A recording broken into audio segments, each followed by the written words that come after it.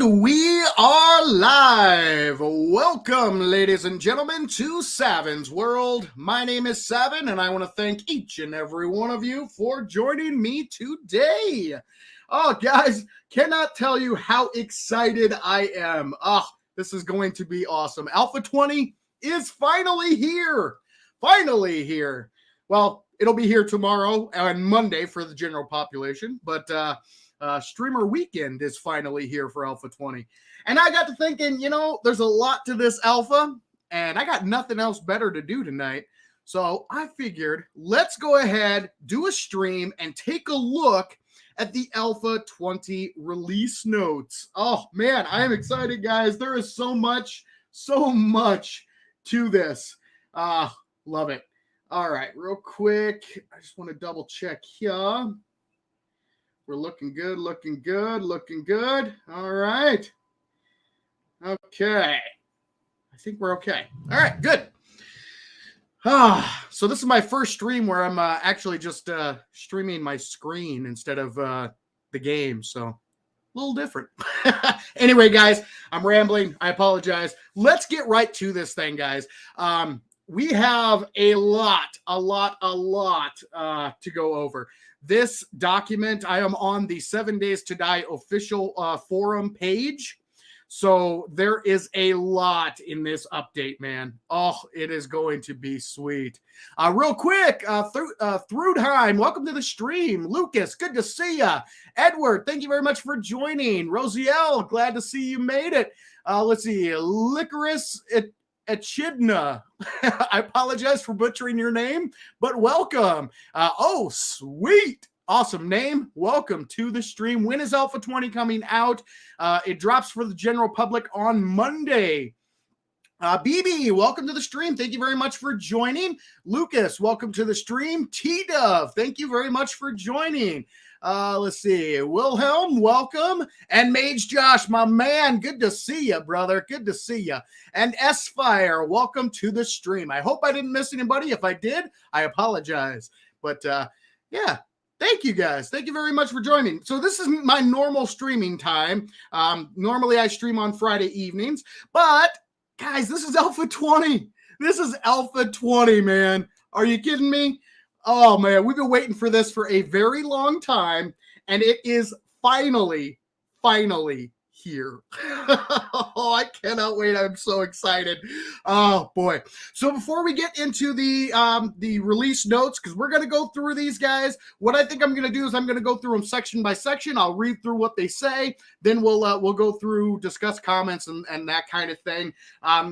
As always, guys, if you would like to get your comment or question read on air, guaranteed, you can do that by donating a super chat. I guarantee that I will read your comment or statement. We'll put it up on the screen so everybody can see it in case they missed it.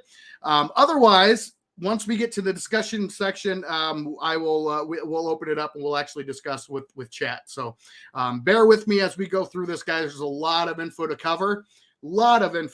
So absolutely. Yeah, actually, Adam, I think you're the one who, welcome to the stream, by the way. I think you're the one who tweeted me on Twitter. You were the inspiration for today's stream. So I believe it was Adam. He said the same thing. Yeah, I'm pretty sure it was Adam. But Adam, if it was you, thank you very much. I figured, because I spent a little bit last night because there's so much info. I figured, instead of just going through this by myself, why don't we do it as a community? So let's do it live. Let's go through these release notes. Let's see what we have to look forward to, and we'll do it together. So thank you for that. The idea for this stream actually was yours, if you were the one who actually did send that tweet to me. So yes, exactly right, Lucas. Lots of info to cover and no time to waste. So let's get to it. It was you. Okay, awesome. Well, thank you very much, Adam. Thank you very much. Awesome idea. I figured, God, so much better just to do it with everybody here. So we'll go through everything line by line. We'll see what we have in store for us, and we'll go from there. But again, before I jump in, guys, if you haven't yet, make sure hit that like button. Let YouTube know that you're enjoying the stream. If you're new to the channel, subscribe and turn on notifications so you do not miss miss out when I do go live, I'm going to be streaming every single day this weekend. So Friday, I will be streaming two times on Friday, 2 times Saturday, 2 times Sunday, and I put up a poll on the community tab, and it looks like the majority of people would like me to focus on the science of Alpha 20. However, I think we're going to do a little bit of a mix. I think on Friday and part of Saturday, we're gonna concentrate on the science and looking at new stuffs. And then Saturday and going into Sunday, maybe we'll try a little bit of a more traditional playthrough and just see how all the new stuff kind of fits together in one complete gameplay cycle. So each stream on each day is going to be probably right around 3 hours. So what I'll do is Friday, as soon as I get the game installed and ready to go, we'll do a 3-hour stream, and then I'll take a little bit of a break, and then we'll do another 3-hour stream. And then on Saturday, we'll do the same thing. We'll do an early afternoon stream, take a break, and then do an evening stream. And then Sunday, same thing, early afternoon stream, break, evening stream. And then we'll go from there. And then I've got regular, I'm hoping to get back to my regular content schedule. So brand new videos on Monday and Wednesday, and then a stream on Friday. That's my normal schedule. Hopefully we will be to the point where I can get back to that. Lord knows we're going to have plenty of stuff to cover, plenty of videos to come. So, yes. Oh man, I'm excited for this, guys. Oh gosh, this is going to be awesome. This is going to be awesome. Hold on one second. I'm going to try to do something here real quick so I can see. I don't want to, let's see, there we go. Let's see if we can do that. And there we go. All right. That is better. Okay. There we go. Now I can see a little bit better. Okay, cool. Excellent. All right, sorry guys. I'm just doing a little stream management stuff here. All right, let's get into this, guys. Enough time wasted, enough time chit-chatting or me spouting off. So let's get into this. All right. So like I said, guys, we're going to do section by section. So we're going to start at the top here. Can you guys see this okay? Is everything looking okay? You can read everything. I'll try not to scroll too much, but hopefully everything is looking all right. But we're going to start from the top and work our way down, guys. Hey, survivors, we are proud to announce that the Alpha 20 Streamer Weekend is finally here. Heck yeah, it is. We have partnered with over 200 streamers from 30 countries, of which I am one. Thank you. Yes, cannot wait. The Alpha 20 Streamer Weekend event starts Friday, December 3rd, starting at 12 p.m. Central through Sunday, December 5th. With many streamers broadcasting in several languages, we'll be streaming all weekend and giving away free 7 days to die keys. Now, I haven't learned much about the keys yet. As soon as I get more info on that, I will definitely pass that along. If I do have keys to give out, I definitely will. So that'll be another reason to come back and check and see what's going on. I don't know all the details on the free keys yet, guys. So as soon as I know, I will let you all know. Expect a public experimental build to follow sometime Monday afternoon, December 6th. So as I was saying before, guys, Streamer Weekend starts Friday, ends on Sunday. General population or general public gets access on the 6th, so the following Monday. All right, let's keep on a rolling. Alpha 20 official release notes. Here we go. Alpha 20 is by far the largest content drop the Fun Pimps have ever delivered. That is absolutely true. This thing, guys, the release notes for this are very, very long. So this stream might go for a little while. That's okay. That's okay. I've got time, and I really want to see what this is all about. So this is partly due to the Fun Pimps nearly doubling the team size over the last 2 years and vastly improving our proprietary tools to improve the game and speed up new content creation. Alpha 20 takes some big leaps towards gold with these major improvements. This is what we're all waiting for, guys. We want the game to go gold, especially console players. They are begging for this game to go gold because the console version will not see an update until it goes gold. What that means is the game is complete. So once the game is complete, then the console players will get their update, hopefully. But we are getting close. They even said in one of their streams that their goal is to go gold next year. I doubt that's going to happen. It's probably still going to be a couple years away. But we are getting closer. We are definitely getting closer. All right. So let's see what Alpha 20 has in store for us. First up, a brand new version of Random Gen World creation with new cities, city tiles, and a part system spawner. You will be blown away by it. Yeah, we got a sneak peek at the Random Gen, guys, and oh my God, it looks awesome. The new city tile tech is insane. I did a video on it. It looks incredible. It looks absolutely incredible. Over 200 new POIs and updates to many of the older POIs. Over 550 explorable locations total. That is insane, guys. So you add the new Random Gen in with all the brand new POIs, and you're talking like endless replayability. You are going to be able to generate world after world and never have a world repeat. That is insane. That is awesome. Navezgane has many city improvements, terrain improvements, and new rural and wilderness communities. Now, I don't spend a lot of time in Navezgane. Most of my playthroughs or videos are done in Random Gen Worlds, but it's really nice to see that they are not only giving us new stuff, but they're also updating the existing stuff as well, which is really cool. Nearly 25 new HD characters with a couple with improved shaders. Okay, cool. And we've seen a lot of the artwork has come out already, and they've given us sneak peeks on pretty much all of the new characters, and they are looking awesome. Absolutely awesome.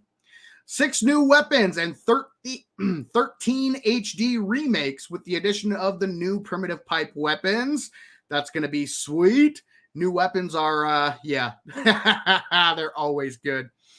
Overhauled shape menu with hundreds of new shapes organized and buildable from a simple frame with in-game creative and level design support. Now, this is awesome. There are now over 1,200 different shape types. They are available in every single material, and the upgrading and building process is going to be much, much easier, yet at the same time, much more complex because you have so many different options to choose from. I cannot wait to dive into this new building system. The building is what drew me to 7 Days to Die in the beginning, in the first place. So seeing the improvements, oh my gosh, it is going to be sweet. Block placement improvements. All right, again, that goes with back to the building aspect of 7 Days. That is, any improvements to the building are a plus in my book. We've added a robotic drone companion to carry your gear, heal you, and more. This is one of the most anticipated changes, was the addition of the drone. It was supposed to come in Alpha 19, but they had to push it back. It is finally here in Alpha 20, and we actually got a sneak peek of it. We got a glimpse of it during one of the dev streams. So, definitely looking forward to getting my hands on the drone. Now, I'm not quite sold on the drone. I think from what I've seen so far, it seems more like a vanity item or a mobile storage box, pretty much. Pack mule. Yeah, exactly right. They said during the stream that the drone, initially, it's not going to affect stealth, but eventually it will affect stealth. So you're going to have something following you along. It can attack. It can just pretty much carry your gear. It can heal you, but you have to talk to it in order to get it to heal you. So, I mean, I don't know why I don't know. We'll have to wait. I'm not sold, but I'm gonna hold out hope that it's actually pretty damn sweet. So that's one of the things I definitely want to mess around with during Streamer Weekend for sure. Oh, and the next one's a big one, guys. Dynamic Imposter System renders accurate changes to POIs and player bases at far distances.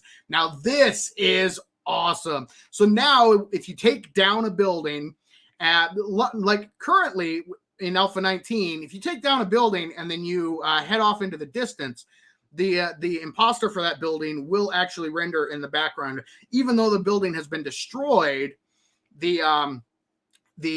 When you get far enough away, it'll still render the imposter. Now, however, if you destroy a building and then go off in the distance, that imposter will not render.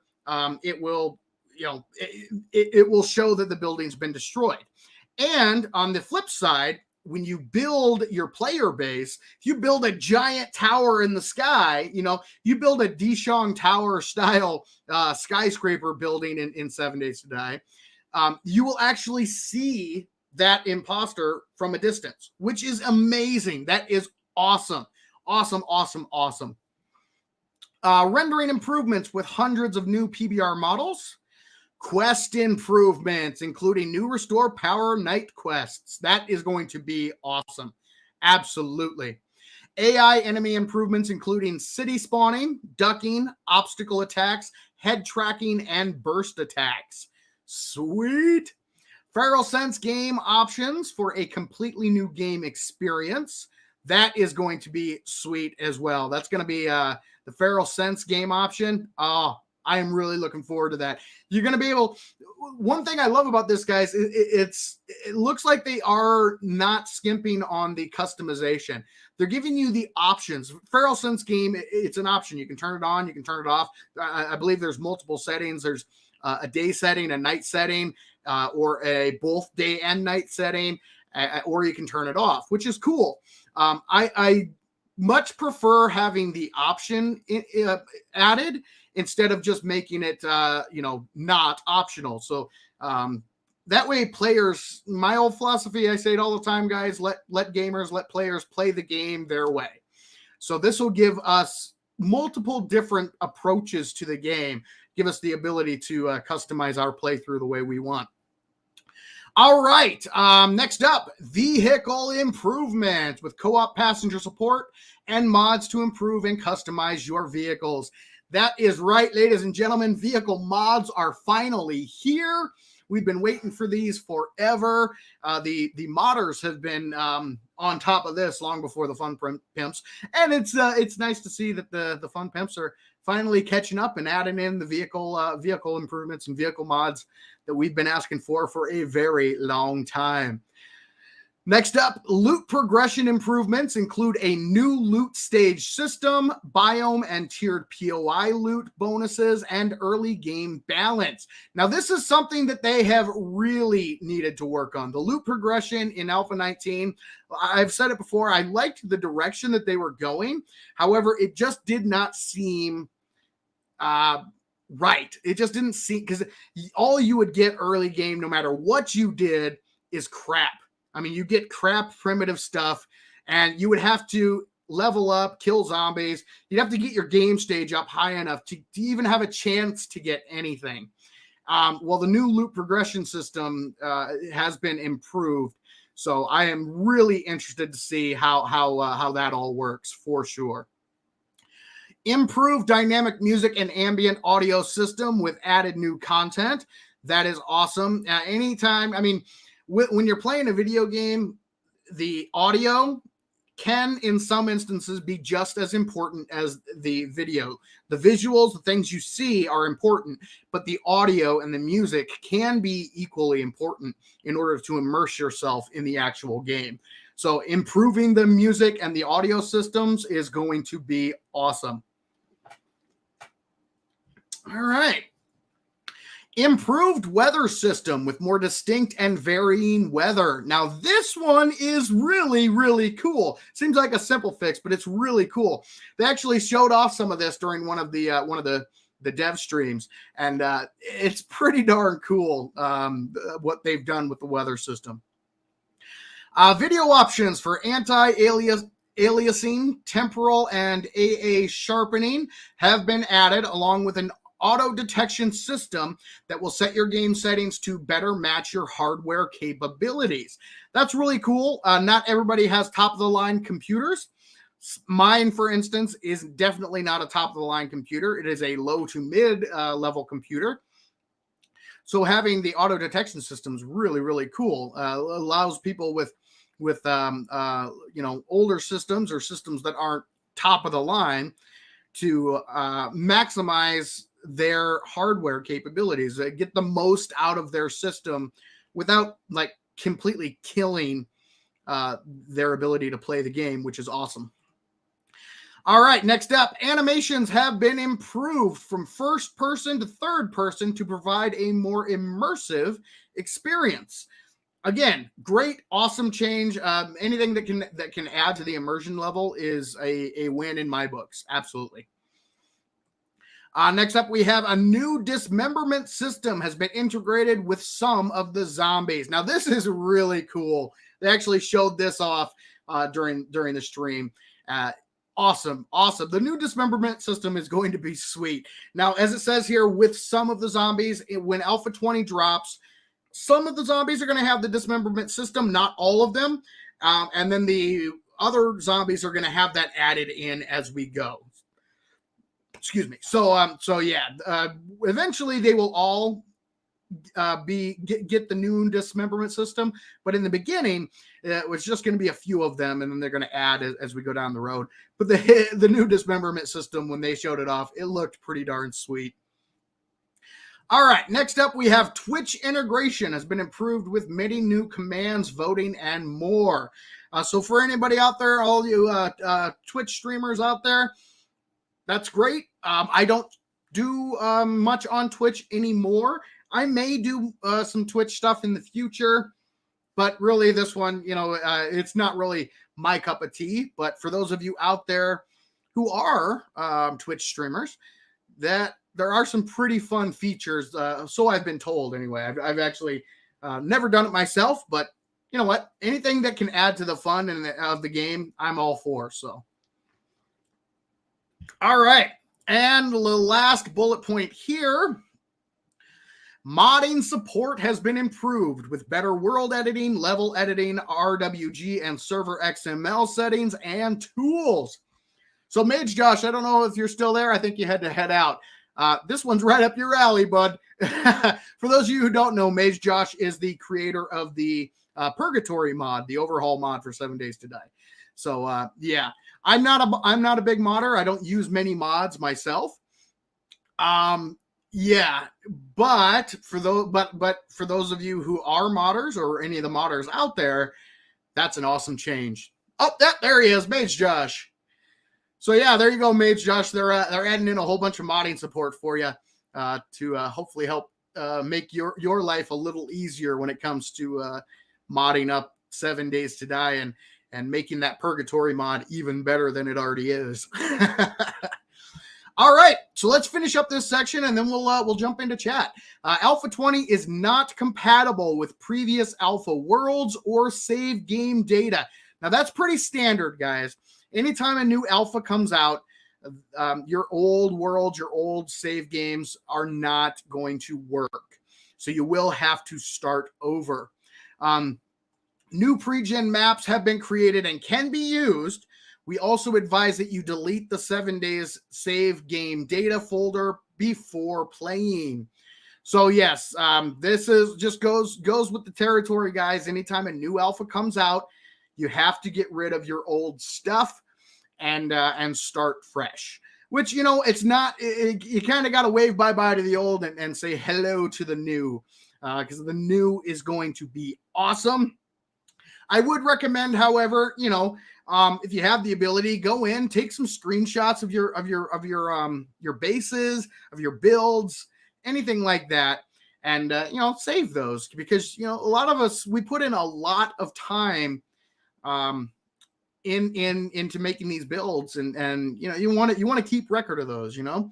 Another thing you can do is you could make a backup save. So you can save your world, save your game save data onto a separate folder somewhere else. Then that way, if you ever want to go back and downgrade that back to Alpha 19, you just use that backup in order to replay that world. So you don't have to delete it completely and completely get rid of everything. But it is highly recommended. Back it up. Make a backup of your world as well as your game save. Get those backed up, and then if you ever want to go back and revisit, you absolutely can. The great thing about 7 Days to Die while it's in alpha is you can actually go back and play previous alphas if you want. So you can go into your Steam settings and change which version you're playing. So yes, if you want, you can back up your saves, back up your worlds, and then go back and revisit them down the road if you want. So that is also an option. However, don't expect your Alpha 19 game worlds and saves to work in Alpha 20. It is not going. They are not going to. All right. The Fun Pimps is extremely excited for this release. Yeah, so are we. I'm streaming on a Thursday night. That's how excited I am. I couldn't wait. Tomorrow is Streamer Weekend starting. I couldn't wait. I'm like, no, I want to start this now. So, yes, they are excited, and I think the fan base is equally, if not more, excited than they are. It's by far the biggest alpha ever and is jam-packed with new content, bug fixes, optimizations, and game balancing. Excellent, excellent, excellent. Very good, very good, very good. Read on for more information. We definitely will. So now we're going to get into the individual sections here, guys. So real quick, any thoughts on the general overview that we just went through? Anything that jumps out at you guys? Anything that has you going, ooh, that could be sweet? Pop it down in chat and let me know. Also, guys, if you haven't yet, make sure and hit that like button. Let YouTube know that you are enjoying the stream. And welcome to any of the new people who have joined the stream while I was yapping on. As I'm reading the different sections, I can't read both chat and the section at the same time, so it's quite possible that I missed some of you guys. So if you have joined recently, welcome. Let's see here. Zachary, welcome. I don't think I welcomed you. So welcome to the stream. The new weapons seem nice. Agreed. Spirit upgrades. Agreed. Forget all this. Where is the new Trader Gen? Trader Gen got an upgrade in Alpha 19. So I don't think there's going to be a new Trader Gen. It's going to be the same one from Alpha 19, I believe. Oh, let's see. New pipe baton looks sick. Absolutely. Absolutely.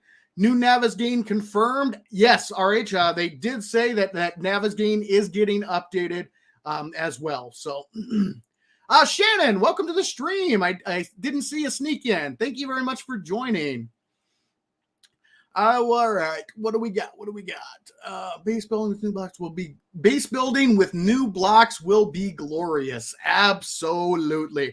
Again, guys, base building is one of the things that drew me to 7 Days to Die. And I cannot wait to get in there and see the changes. It's going to be awesome.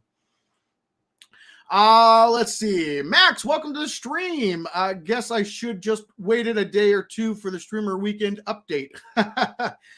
Bill, welcome to the stream. Thank you very much for joining. Any thoughts on how standard horde bases are going to hold up?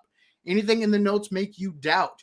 I think some of the AI changes may make us adjust our strategy a little bit. We're going to get into that a little further down. We'll see what all the new AI updates have in store for us. But it is very possible. It's usually how it goes. Usually you have to make some tweaks to any previous designs to see what is going to work. So yeah, I think there probably will be some changes in store, but how drastic those will be, we'll have to wait and see. So does it mean everyone gets access on the 6th? Yes. Unless they come across some major bug during streamer weekend that they have to delay it. But no, sometime in the afternoon on Monday on the 6th, anybody who owns 7 Days to Die will be able to download and try out the experimental version of Alpha 20. So that is awesome. Max says, rest in peace, Blunderbuss. Yes, the Blunderbuss, we hardly knew ye. But we're getting the pipe shotgun to replace it. So we'll just have to see which one, if the pipe shotgun is comparable. If it's a good replacement, I guess. We'll have to see. And I guarantee you guys the new weapons are definitely something I'm going to cover during streamer weekend. So, excuse me. So stay tuned for that for sure. All right. Okay, guys, let's get back into it. We're going to talk about random world generation. Yes. The Fun Pimps is very proud and excited to bring a brand new random world generation system to Alpha 20. Yes, absolutely. Random Gen has needed an update for a very long time, and they focused a lot of time and attention on the random world generation this time around. So I am excited to see what we've got coming our way. Let's see. The system has been re-engineered from the ground up with a focus on generation speed, which is awesome because it used to take forever to generate a world. Flexibility, quality visuals, believability, and replayability. And there's even more. POI dispersion, trader positions, and so much more. See, that's one of the things, the believability and the replayability. Those two things there are going to be huge. With over 200 new POIs, the new city tile tech, it's going to make this game endlessly replayable. Plus, the believability factor, we shouldn't be getting a Dishong Tower across the street from a Dishong Tower like we currently have in the Alpha 19.7's world server. So, yes, that's really going to help. It's actually going to make it so that the same POI cannot spawn within a certain radius of that POI. So, with the new districting system, the new city tile tech, it's going to make believability and replayability huge. POI dispersion, trader positions. It's going to be awesome, guys. It is going to be awesome. Let's see here. And just like I said, we took a more content-driven approach for POIs, city tiles, and stamps. Yes. Cities and roads are much more believable and detailed. Wilderness paths connect in a believable way to POIs. And there are really too many changes to list, but here are some of the main features included. So let's get into some of these features, guys. All right, first thing, new districts. Awesome. New districts, which include downtown, industrial, commercial, residential, rural, country town, wilderness, and country residential. Like I said, the new district system is going to be awesome. New random world generation tiles support city and town construction, which includes tile variants of intersection, straight, corner, caps, and T sections with nearly 50 unique tiles. Man, so what's great, guys, is there are so many new features, but when you combine all of these new features together, you're going to be able to create a world that feels like it could be a real world, you know? Now, some people argue, well, you know, you go to any town and there's a Starbucks across the street from a Starbucks. So, it's kind of realistic when there's something across from something. Not really. Not most towns are not like that. So this new city tile tech with the new districting system is really going to make the world feel more believable, which is going to be awesome. New stamps to improve and create unique terrain for every biome. Very nice, very nice. New stamps to support rivers and canyons. Sweet. So rivers and canyons are going to be featured in Alpha 20 a little bit more prominently than they have been in the past, which is awesome. New faster RWG creation supports 6K, 8K, and 10K maps, which is awesome. Now, one thing they did say, guys, is that the creation time, they were able to get it down to about 1 minute per K. So creating a 6K world, 6K map is going to take about 6 minutes. An 8K map will take about 8 minutes. A 10K map will take about 10 minutes. That is insane. Right now, random gen takes a very long time to create even the basic, just a basic map. So getting that time down, oh, it's going to be awesome. It's going to be so cool. Let's see. Next up, we've got new town types: city, town, country town, and ghost town. Custom townships can also be added. Very nice. Very nice. New part spawn markers, which add unique prefab possibilities to tiles and POIs. And they kind of showed this off when they did their random gen stream.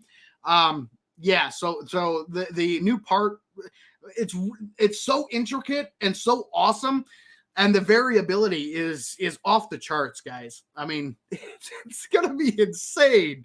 It's gonna be insane. New road exit markers that align POI driveways to the end of roads. That's very good. All right, next up, POI distribution has been improved to better use the over 550, that's right, over 550 unique POIs and nearly 50 city tiles that the game has to offer for nearly infinite replay value. So like I said before, guys, oh my God. The replayability factor of 7 Days to Die is going through the roof.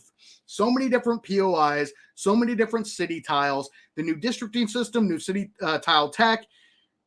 Add that all together, and you are never going to be playing the same world ever again. You will be able to customize it and change it every single time.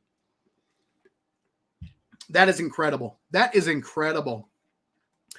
All right, POIs except for Wilderness have all been redone to improve how they work with the new city tile system. And then they go through the sizes. You've got 25 by 25, 42 by 42, 60 by 60, and 100 by 100. Very cool. POI placement has been improved to account for each POI's overall performance cost. Very good. And as a result, very heavy POIs will not be placed near each other, which helps keep the game running better. That is awesome. So again, for those people who don't have like really top of the line computers, and even some that do, I mean, you've had frame drops and that kind of thing. I've seen people with even really top of the line computers have issues. Some of the bigger, more intricate POIs, you take a massive performance hit when you get close to those, and those actually spawn into the world. And if you have too many of those giant POIs too close to each other, it can really affect performance. Well, now that the POI placement looks like it's being improved, that should really offer some performance, take care of some performance issues and reduce that performance cost quite significantly. And then the next one here, 3 brand new pre-generated maps will be offered. So I'm guessing those are going to be pre-gen 1, 2, and 3, kind of like we have now in Alpha 19. They're just going to be different. I'm guessing. Maybe that means we'll still have pre-gen 1, 2, and 3, and they're adding 3 more. I doubt it. I think they're probably just going to be doing Navigaine in the 3 pre-gens. But we'll have to wait and see. We will definitely check that out once Alpha 20 drops for sure. All right, XML support for modding in your own tiles, parts, unique town types, and more. See server XML and modding section below for more detail. Sweet. So again, not only are they adding in a whole bunch of stuff, they're also giving you the ability, if you know what you're doing, to add in your own tiles and parts and town types and that kind of thing. So, oh, sweet. I love it. All right. Next up, new random gen preview tool mix options to support tweaking custom maps to your liking, changing many things, including frequency of towns, frequency of wilderness POIs, frequency of rivers, craters, cracks, and lakes, frequency of plains, hills, and mountains, and global amount of randomness. Very cool. So before you actually generate the world, you can preview with the preview tool to see if the world is actually something something that you want. Then if it's not what you want, you can go back in and tweak it, change it up, hit that preview button again, and then once it previews again, then you take a look and be like, okay, this is perfect. Now we can generate it. Good to go. Awesome. All right. So that was the random world generation. I'm really excited about that, guys. That is going to be awesome. Awesome, awesome, awesome. All right, let's hop back into chat. Welcome again to anybody else who may have joined while I was yapping on about random gen. Thank you very much. Let's see. Who else here is happy when it's gen as your initial trader on a random world rather than wrecked? I think everybody.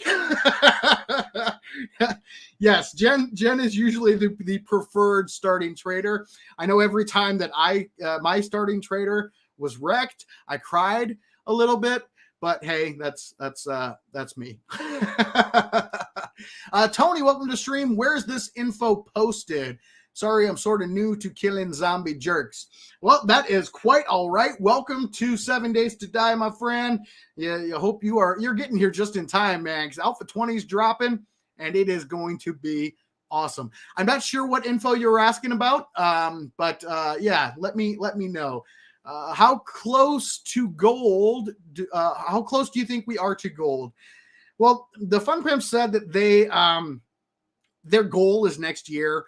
I doubt it. I still think we are probably 2 or 3 years out from going gold, if I had to guess. But that's just speculation. That's just a guess. Yeah, as Ray Carr says, we are closer than ever, but still a while away. So yes, I would agree with that. Man, oh man, this is going to be fun. Absolutely. Code That Talks. You are absolutely right. Lemons 418. Who is Jen? Jen is one of the traders in 7 Days to Die, and she's one of the favorite of the community. Let's see. I prefer a trader who does not insult me when I do not buy something. Agreed, Rosiel. Agreed. What's wrong with Wrecked? He seems like a nice guy. You need to get out more and meet some more people, because if that's your definition of a nice guy, boy, I feel sorry for you. So is Alpha 20 dropping after the weekend? Yes. It should be available for the general public on Monday afternoon. Unless, again, like I said, unless there is a major bug or something that is revealed over streamer weekend, then they will be releasing the experimental version to the general public on Monday. So as long as you own 7 Days to Die, you'll be able to play the experimental version of Alpha 20 on Monday. All right, let's see. Hyped for Alpha 20. I hope the junk drone is really good. It looks really cool. Yes, I'm definitely going to be jumping into that. One of the first things I do is checking out the drone for sure. Let's see. So glad this game is still being improved on. Absolutely, Jerry. I completely agree. When am I going to start streaming tomorrow? It all depends on how quickly I can get the game set up and installed and ready to roll.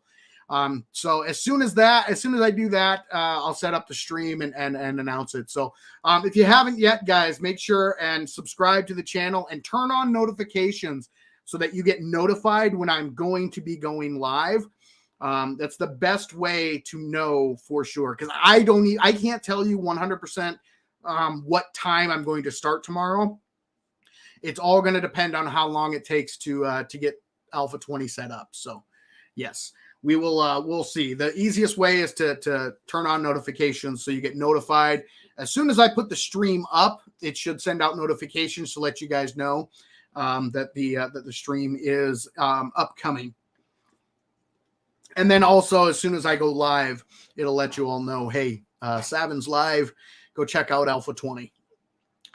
Is this a full version of Alpha 20? Oh, where'd it go? I lost that one. I didn't catch the rest of your question, so I apologize for that. It went by too fast. How many gigabytes do they say the update is? That's a good question. I do not know. I will let you guys know tomorrow during the first live stream for Alpha 20. I'll let you guys know. Tech Drone, first I'm hearing of this. I was late. Yes, the drone is coming in Alpha 20. Absolutely. Oblivion Gaming, have the devs figured out like the main mechanics they want in the game? I hate that some indie devs take like a lifetime to get their game developed. No, they have a plan. They have a roadmap. They know exactly what they want the game to be. They're just working on the steps to get it to that final version. So they do know where they're going. They have the mechanics and everything planned out. They just haven't. We're just getting there. We're close though, guys. We're close. There's really not much more that needs to be added into the game. They need to add bandits and they need to add the main storyline and a few things here and there. But we're getting closer. We're getting very, very closer. Or very, very close. Let's see. I have the channel open in the background half an hour before the stream starts. That's awesome, Antonio. That is awesome. Let's see. Are perks attributes changing at all? I don't believe so, RH. I don't believe the actual perks, skills, attributes, that kind of thing. I don't think those are changing.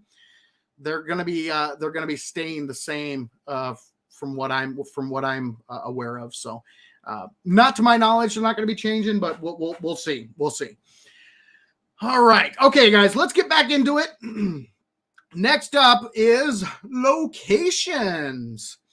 So once again, guys, before I jump into this, I'm going to be reading through this, so I will probably miss a lot of your comments and that kind of thing. So I apologize for that. But feel free to chat amongst each other. There are quite a few people watching this stream right now, so thank you very much for that. That is awesome. And if you haven't yet, make sure and hit that like button to let YouTube know that you are enjoying this and you are excited for Alpha 20. Oh, love it. So as I'm reading here, I'm probably going to be missing some messages. So I apologize for that, guys. But as soon as I'm done reading this section, we'll get back into chat. We'll get back to answering questions. But let's do it, guys. Let's get back into it. All right. The Fun Pimps level team doubled in size by late 2020. That is good. That is very good. The more people they have working on this project, the faster it's going to be completed. We've been waiting a long time for this game to go gold. And as I said before, console players really, really, really want this game to go gold. That way they get their port sooner rather than later. So the more people working on 7 Days to Die, the better, in my humble opinion. Come on. There we go. All right. That, paired with many improvements to the proprietary level tools, shape tools, and world tools, have helped the POI team generate an enormous amount of new and updated content for Alpha 20. Here are just a few of the great things coming to Alpha 20. All right. Over 175 brand new explorable POIs. That is insane. Over 25 reimagined old POIs. So some of the older POIs that they are bringing them back and giving them updates and reinserting them into the game, which is awesome.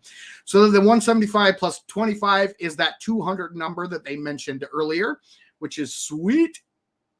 That gives us over 550 explorable locations. That is insane. That is insane. Oh, I love it. I love it.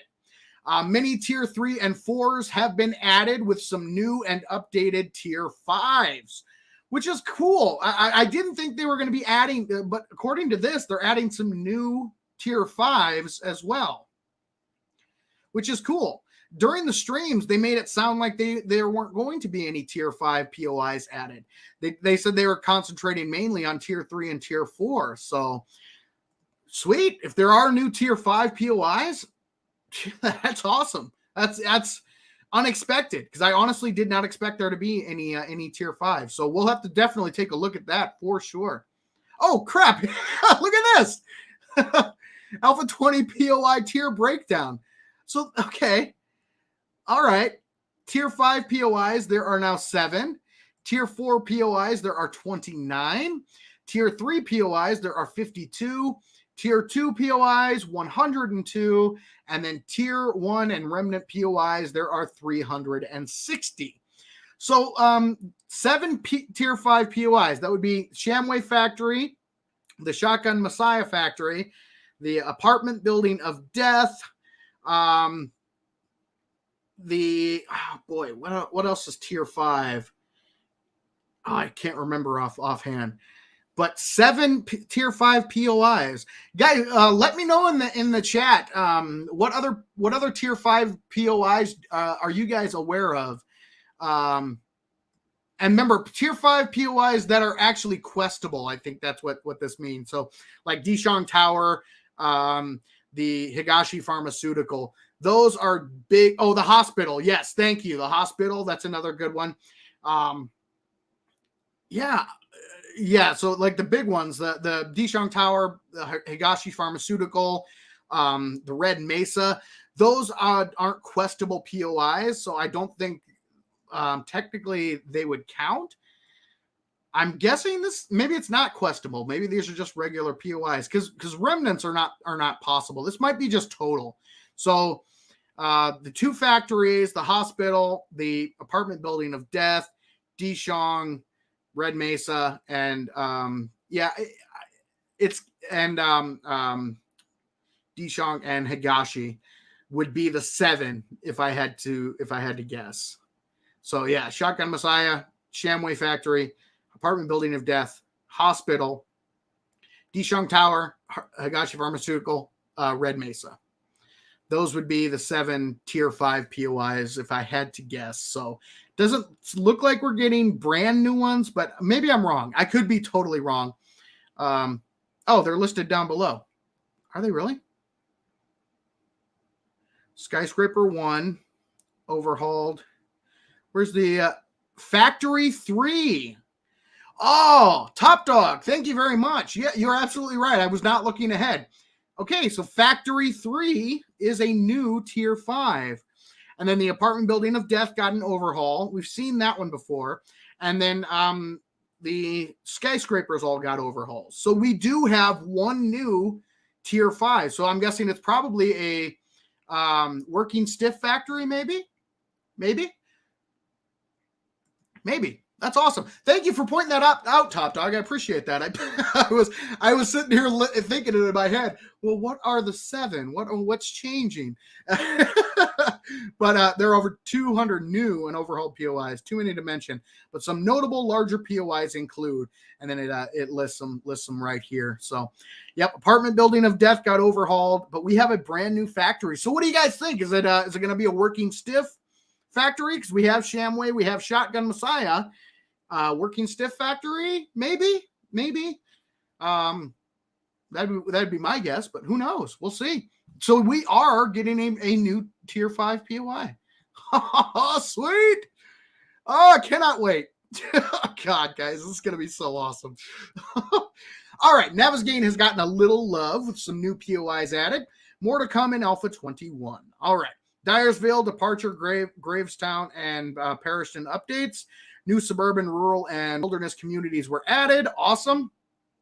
Road and terrain updates as well. All right.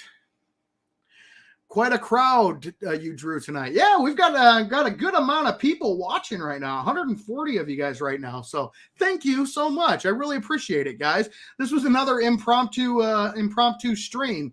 I was just, you know what? Let's talk about what's coming, because I'm going to be streaming all weekend long, but I'm so excited for this update that, oh man, I just couldn't wait. I could not wait. So yeah, but thank you guys all very, very much for joining. Definitely. for sure. Thank you very much. So guys, that is what we have to look forward to for locations. So we're getting new, 200 new and reimagined POIs. Oh, it's awesome. It's awesome. And we are confirmed getting a new tier 5, which is sweet. So, and I think it's probably going to be a working stiff factory if I had to guess. That would be my guess. What do you guys think? In working stiff, that kind of the working theory.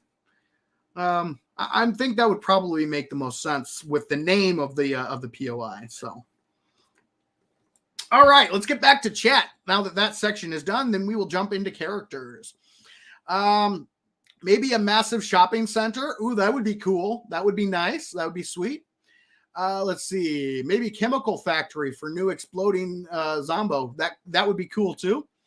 Yeah, it might be working stiff HQ. Yeah, so that's one thing that's kind of what I'm leaning toward. That it's a working stiff factory or some sort of working stiff building. Code that talks, missed you and those zombie jerks, man. Absolutely. Well, it's been like I said before, it's been a long couple of months, and it looks like I'm back in action at the perfect time. So everything works out the way it's supposed to for a reason, and I'm back in the swing of things, and I could not be more excited. Alpha 20 is looking sweet. Oh, so sweet. Are all buildings available in Navezgane? That's a very good question. I'm not 100% sure if all the POIs will be in Navezgane. I do not know that for sure. It did say that Navezgane has gotten updated with new POIs added, but whether or not it has all of them, I can't say for sure. We're gonna have to check that out once Alpha 20 drops for sure. Thriller style dancing zombies for a high level horde night would be an awesome Easter egg. Yes, we all are very excited for this alpha. Absolutely, Top Dog. Absolutely. Let's see. BizOunce, we do a yearly game for about 45 in-game days or so. Looking forward to the new release. Awesome. And thumbs up to you too, Bill. Thank you very much. Awesome. Yuget says some sort of Home Depot knockoff. That could be. You already have Shotgun HQ, Shamway HQ, Crack-a-Book HQ. Might as well do a working stiff HQ. Yeah, that was my logic as well. I figured that would probably fit the pattern pretty well. So RH asks, will adding in custom POIs be made any easier? Like, say, Eden Center Mall. I believe so. If we go back up into the POI, we read earlier where it said that, where was it? They improved better world editing, level editing. So I'm guessing that it'll probably be a little bit easier to add in custom built POIs and that kind of thing. I hope so, because it's a pain. It's a pain in the butt sometimes, let me tell you. This is going to be fun. Absolutely, Major Tom the Astronaut. I agree 100%. And Grapefruit, welcome to the stream. Good to see you, man. When do you think they will fully redo the radiation system? I think that's coming in Alpha 21. I believe they pushed that back to 21. Bill asks, is it wrong I replay the first 1 or 2 Blood Moons and not much further? Trying to figure out a build I enjoy a lot. Absolutely not. It's not wrong at all, Bill. Like I say, let players play the game the way they want to play. And if that's what you enjoy doing, I say more power to you, man. Do you and however you enjoy 7 days is the right way to play the game, in my humble opinion. So just go for it. Wish they'd just add Eden Center to the base game. Adding fan-made content that meets high standards would be great. Oh, that would be sweet. And the Whisker Biscuits are awesome people. Not only did they put in a crap ton of work getting the Eden Center Mall built up, but they're also just, really good human beings in general. So that would be awesome. Gamer Zone HQ, good day, Savin, big fan from the Middle East. Well, welcome to the stream, Gamer Zone. Thank you very much for joining. Let's see here. Do you think we will have new underground low-level POIs? They did add a lot of like underground stuff, so it is quite possible. I do believe that we got like in the new sewer system and that kind of thing. So we're gonna have to wait and see. It's entirely possible. Absolutely. All right. Old Crow Gaming says agility intelligence is my favorite build so far. Yeah, absolutely. I love the agility build, and the intelligence tree is highly, highly beneficial for sure. Absolutely. All right, guys. Excuse me. We are about an hour in here. We are going to be going on to characters next. Characters is next up. We still have quite a ways to go, but I think I'm going to take a quick 5-minute break here. I'm going to throw on the commercials. If you guys haven't seen these yet, they're pretty funny. I had a lot of fun making them, but I use them as my break screen. Alpha 20, I've got more commercials coming your way, so they're going to be you're going to get to enjoy a whole new crop of 7 Days to Die commercials. So let's see. Do you remember we once had caves back in Alpha 13? Any chance to have them back as part of the map generator? I don't believe so. I don't think they are bringing the caves back in, just because it caused a lot of performance issues.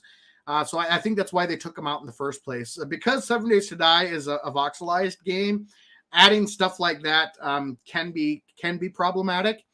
And I think they removed them for that reason, and I don't think they're going to be coming back. So, yeah.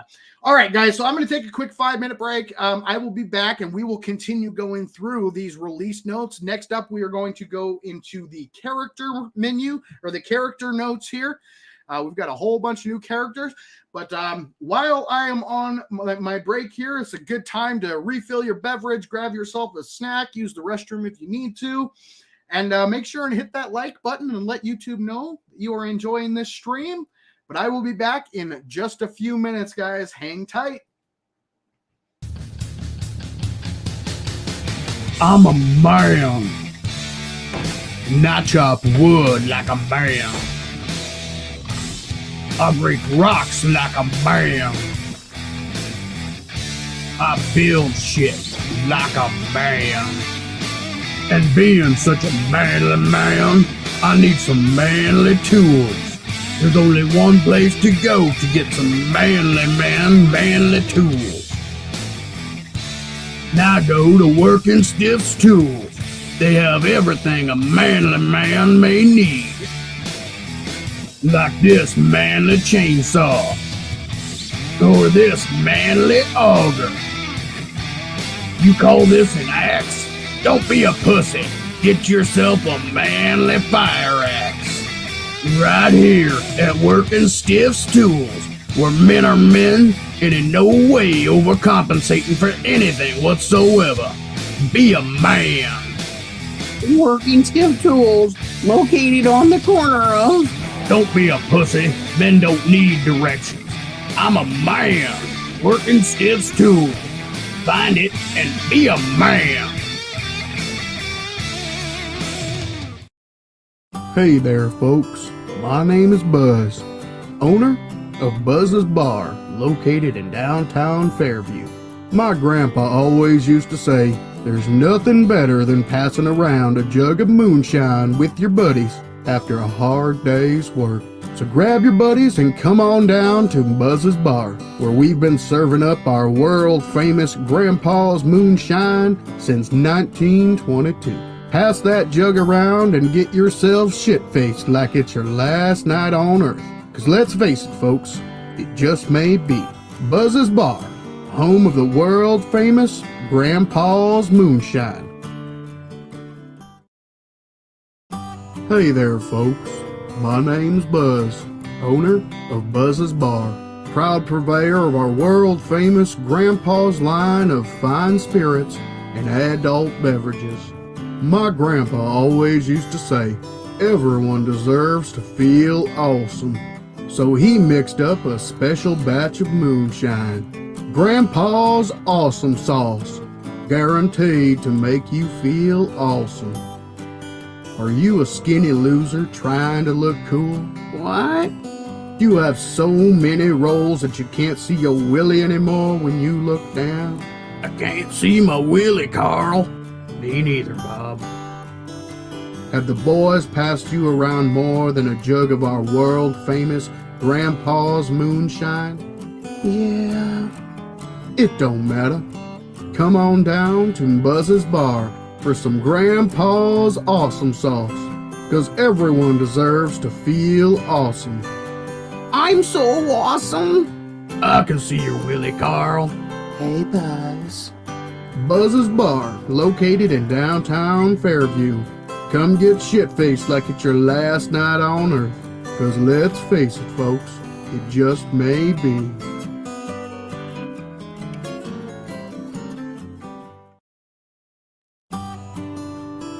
Hey there, folks. My name is Buzz, owner of Buzz's Bar, proud purveyor of our world-famous Grandpa's line of fine spirits and adult beverages. My grandpa always used to say, we all got shit we want to forget. So he mixed up a special batch of moonshine, Grandpa's Forgetting Elixir, available exclusively at Buzz's Bar. Does it feel like life gives you nothing but cornmeal? Oh, fuck off, cornmeal. Will those stupid birds just not leave you alone? Stupid bird. Did you find your girlfriend being spit roasted by a couple of cowboys? Arlene!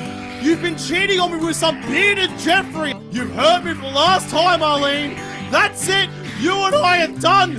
There was 2 guys in there! She was getting spit roasted and I was at home waiting for her! Then come on down to Buzz's Bar for some Grandpa's Forgetting Elixir, 'cause we all got shit we want to forget. Buzz's Bar, located in downtown Fairview. Come get shit-faced like it's your last night on Earth, 'cause let's face it, folks, it just may be.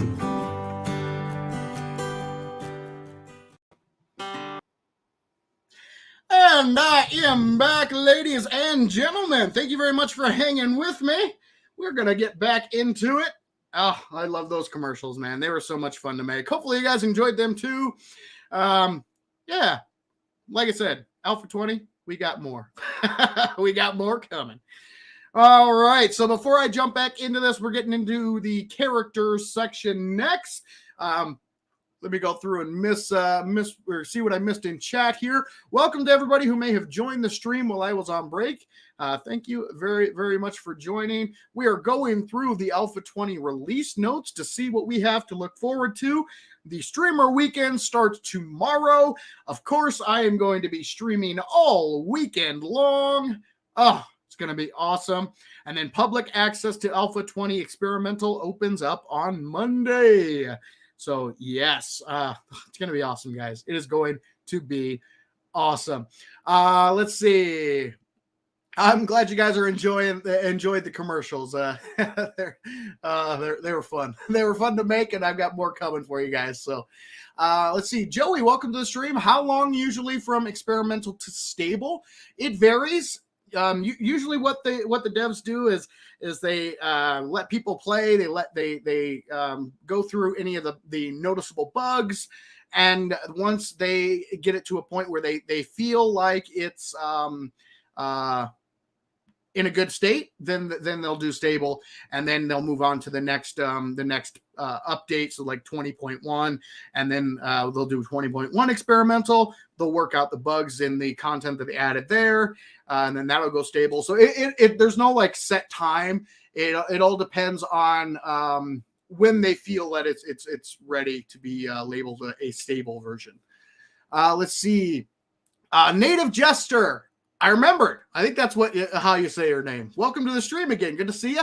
I have a question now. Will you redo the commercials or just keep using the old ones? I do have Alpha 20 commercials planned. So when Alpha 20 drops, as soon as I have access to Alpha 20, I do have plans for some new updated commercials. So you will be getting some new ones coming your way. So those of you who have been here for a while are probably pretty familiar with the commercial super cut that I play during the breaks, and you're probably looking for something new. So I definitely will have that coming your way. We get access on Monday, right? Yes, correct. Unless something catastrophic happens, they find a major bug. But as of right now, the general public will get access to Alpha 20 on Monday. All right. Between the mini bike rush build mostly or a stealth build, those are both excellent choices. Let's see. Those were amazing. Thank you very much. Let's see, Daryl. Thank you very much for that. I appreciate it. I'm glad you enjoyed those. John says he just bought this game 13 days ago. Already have 62 hours logged. If it wasn't for PC stability and crashing, I'd have more.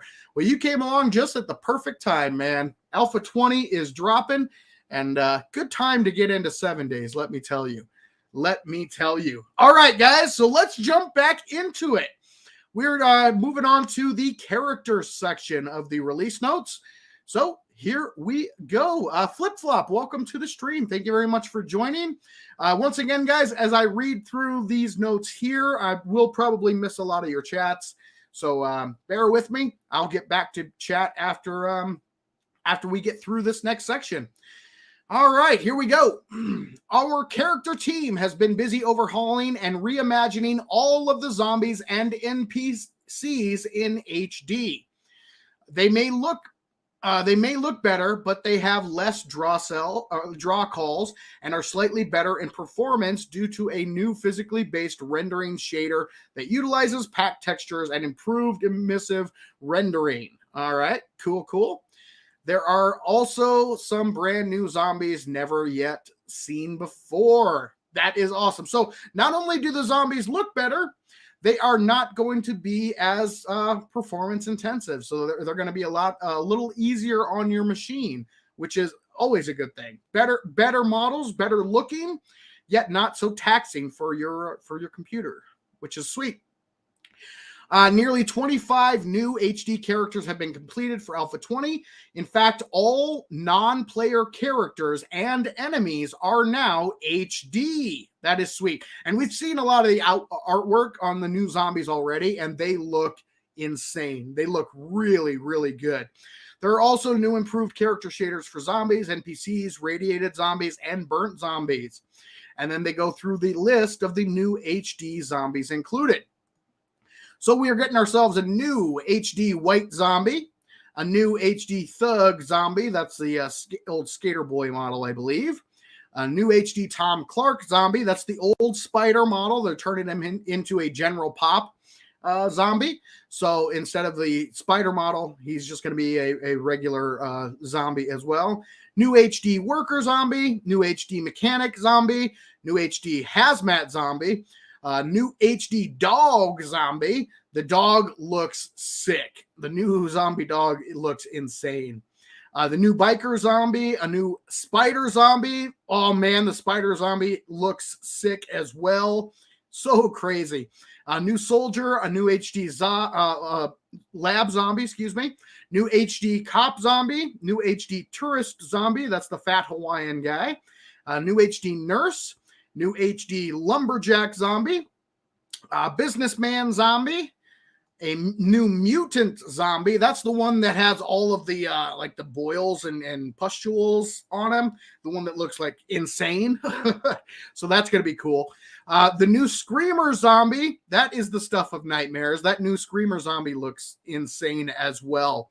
The new stripper zombie. I'm sure a lot of you are familiar with the new stripper zombie with the jiggle tech.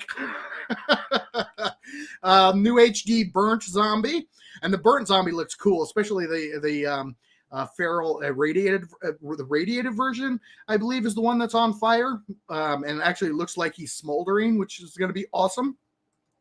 And then we've got new trader models. We've got Trader Joel, Trader Wrecked, he's a jerk.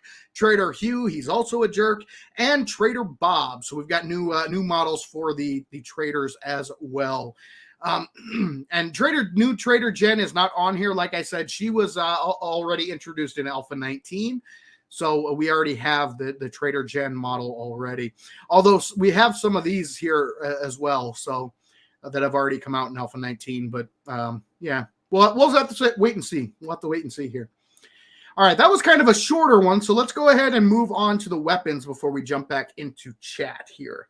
Weapons. This is one that I know a lot of people are really looking forward to.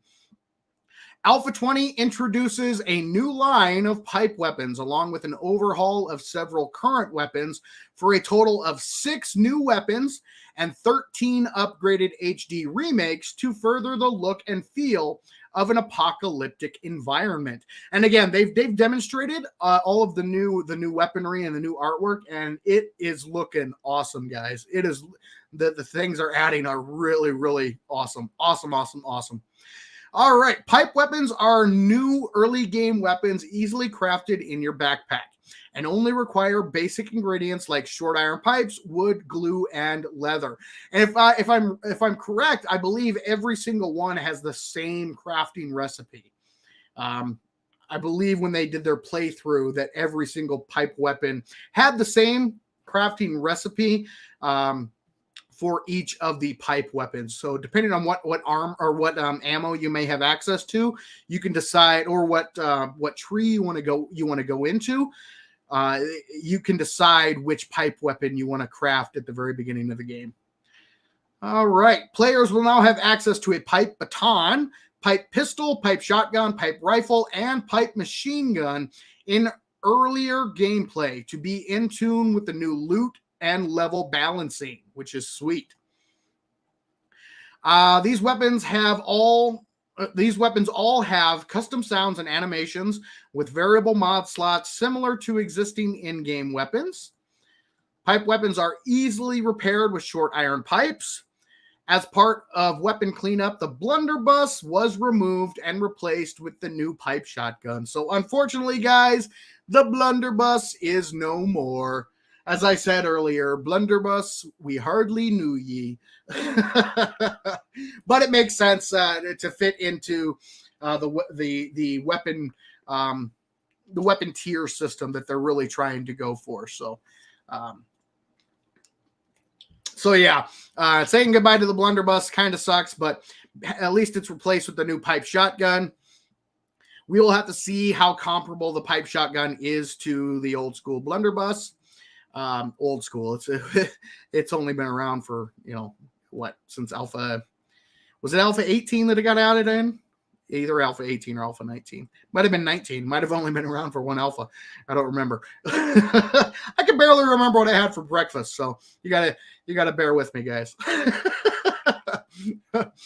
A new lever action rifle was added to round out and complete the existing rifle tier. The lever action rifle's firing speed and range make it a great gun for outdoor survival. This rifle also uses 7.62 millimeter rounds and has variable mod slots similar to existing in-game weapons. So it goes primitive, that would be the pipe rifle.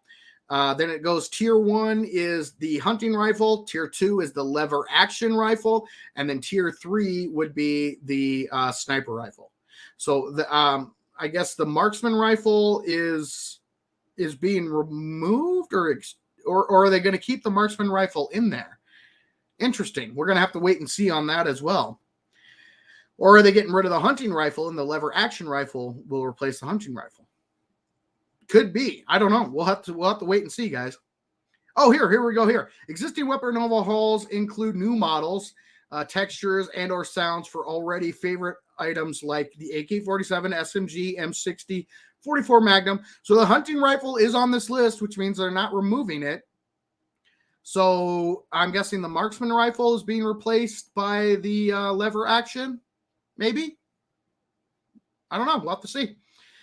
These texture and model upgrades add some nice polish and align with the look and feel of other art upgrades throughout the game.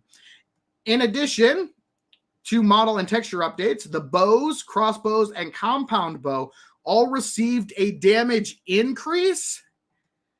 Holy cow. So they buffed up the bow weapons? That's insane.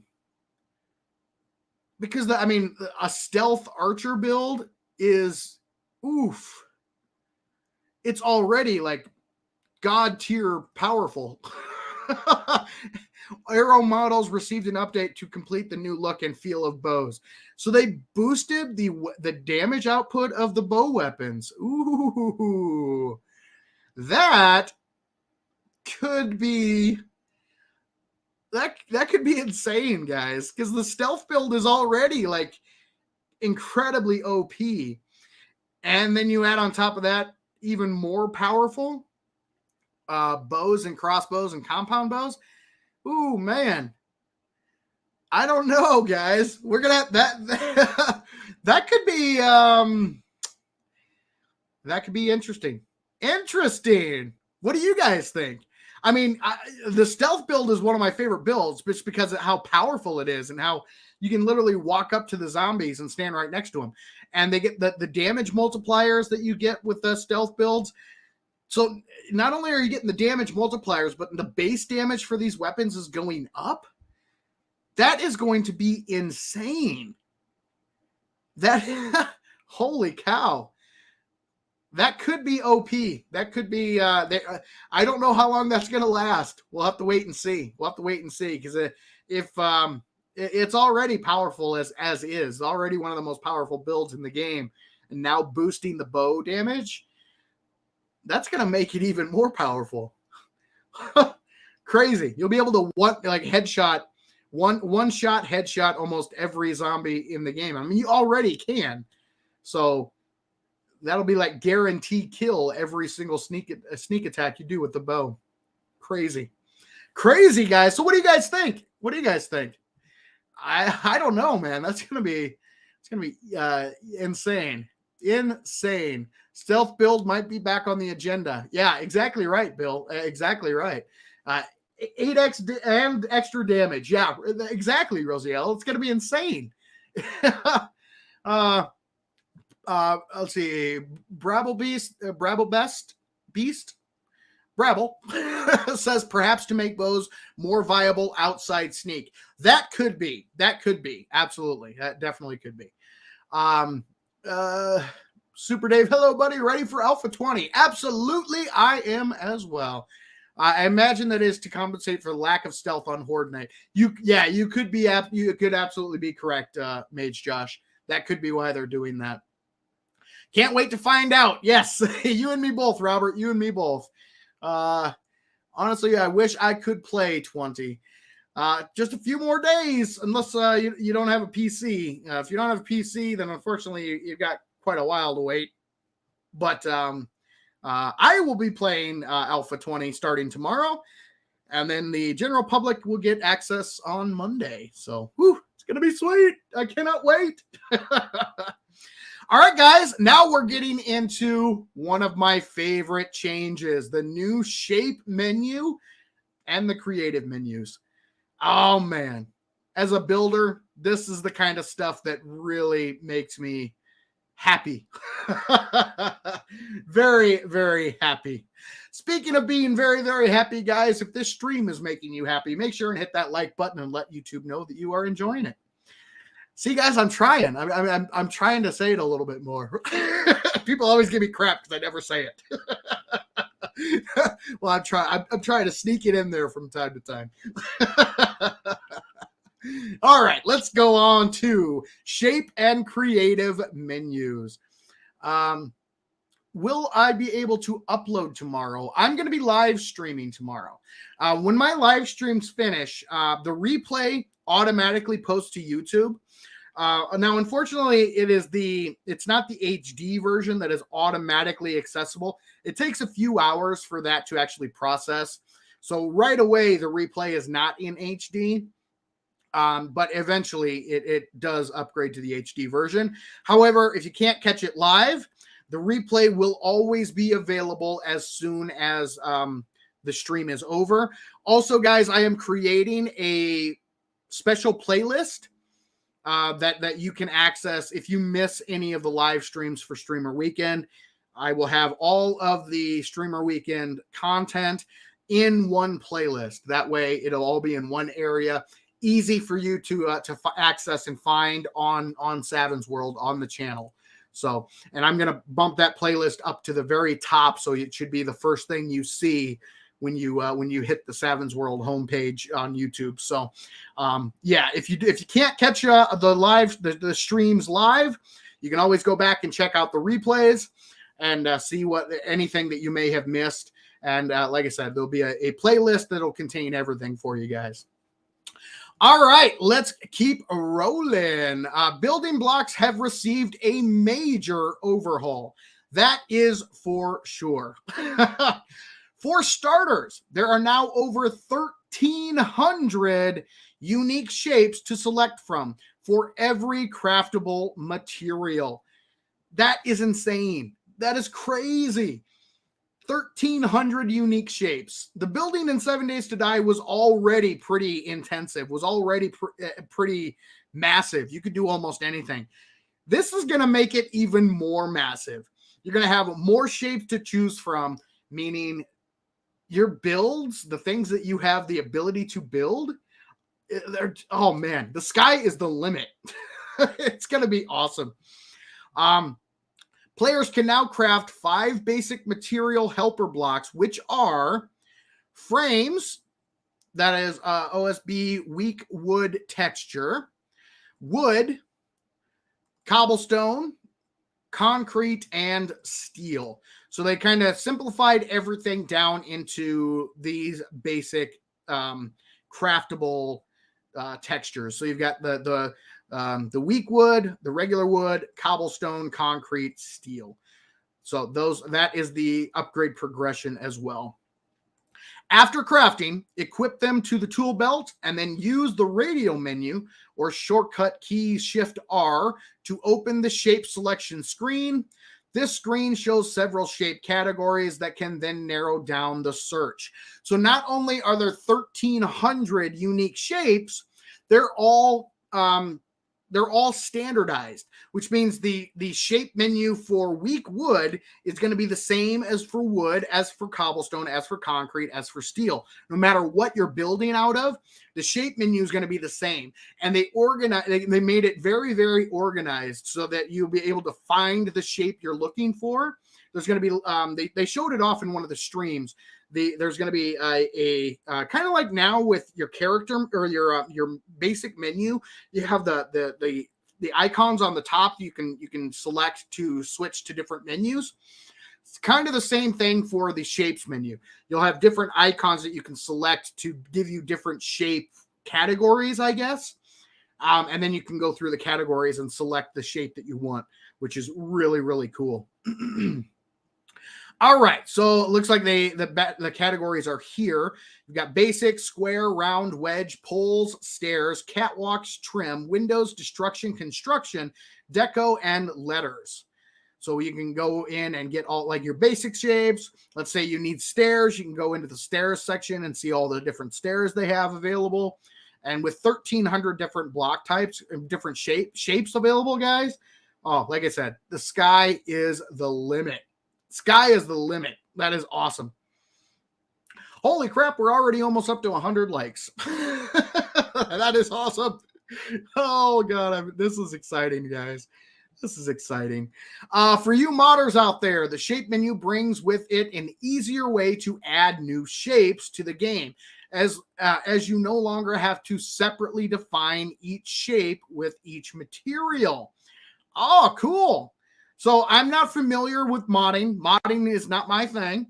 But I would assume that is going to not having to define. So what I'm guessing what that means is when you add in a shape, that you have to add in that shape for every single material type that you want that shape to be available in.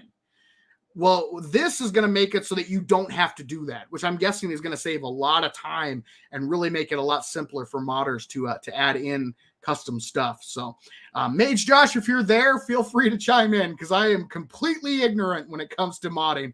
That's something I never really dove into. So, yeah. But I think that's what it pretty much means. Simply add the new shape definitions to shape.xml and let the game fill them in the materials for that shape at runtime. All right.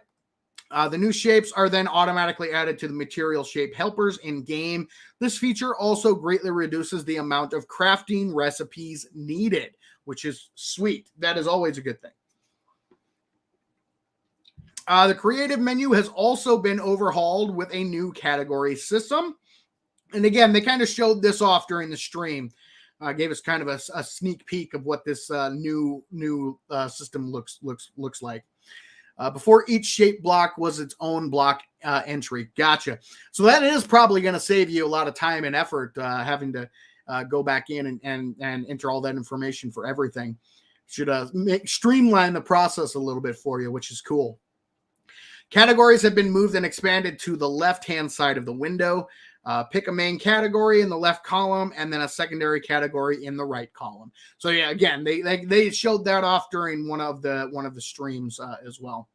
All right, let's go through this next little section here, and then we'll jump back into chat, and then we'll move on. So next up, we have stability preview. But real quick, guys, the shape menu, when they showed that off, the new shape menu, as a builder, that is something I really appreciate.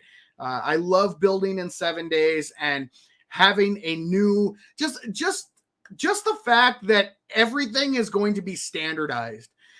It was kind of annoying when you would want to build a certain shape in a certain material, but that was not available. That shape was not available in that material to place down. So what you'd have to do is you'd have to pick it in a different material and then upgrade it. And it was really annoying. Well, now all shapes are going to be available in all types, in all of the materials, which is going to make building so much easier, so much more streamlined. And I love it. I love it. All right, stability preview. Placing blocks has had several changes. The block preview now animates smoothly through the world and the shading is improved. That is really cool. The preview will also change color to indicate the effect of adding the block. This is a huge change, guys. It's actually a very small change, but it is going to be an awesome change. Anybody who has played 7 Days to Die before has had the frustrating situation or run into the frustrating situation where you're building and building and building. You place a block in the wrong place at the wrong time, and the entire structure collapses. Not anymore, ladies and gentlemen. With this new stability preview, that is a thing of the past. As long as you're paying a little bit of attention, you don't have to do all of the math to understand, if I place this block here, are we cool? Is everything going to be good? Or is this just going to collapse and yeah, no bueno. So let's go through this. Yellow, the block is stable. As the block becomes more yellow, it means it is getting less stable. Red, placing the block would cause some type of collapse. So no longer do you have to worry about calculating, okay, this block can only have this much weight on it before it collapses. Do I need to add another support here? You don't have to do excuse me, you don't have to do the math. You don't have to do the calculations anymore. You're actually going to have a visual cue. When the block, the ghost image, when it turns red, you'll know, oh crap, if I place that block there, something is going to collapse. I need to add some more support in order to avoid that collapse.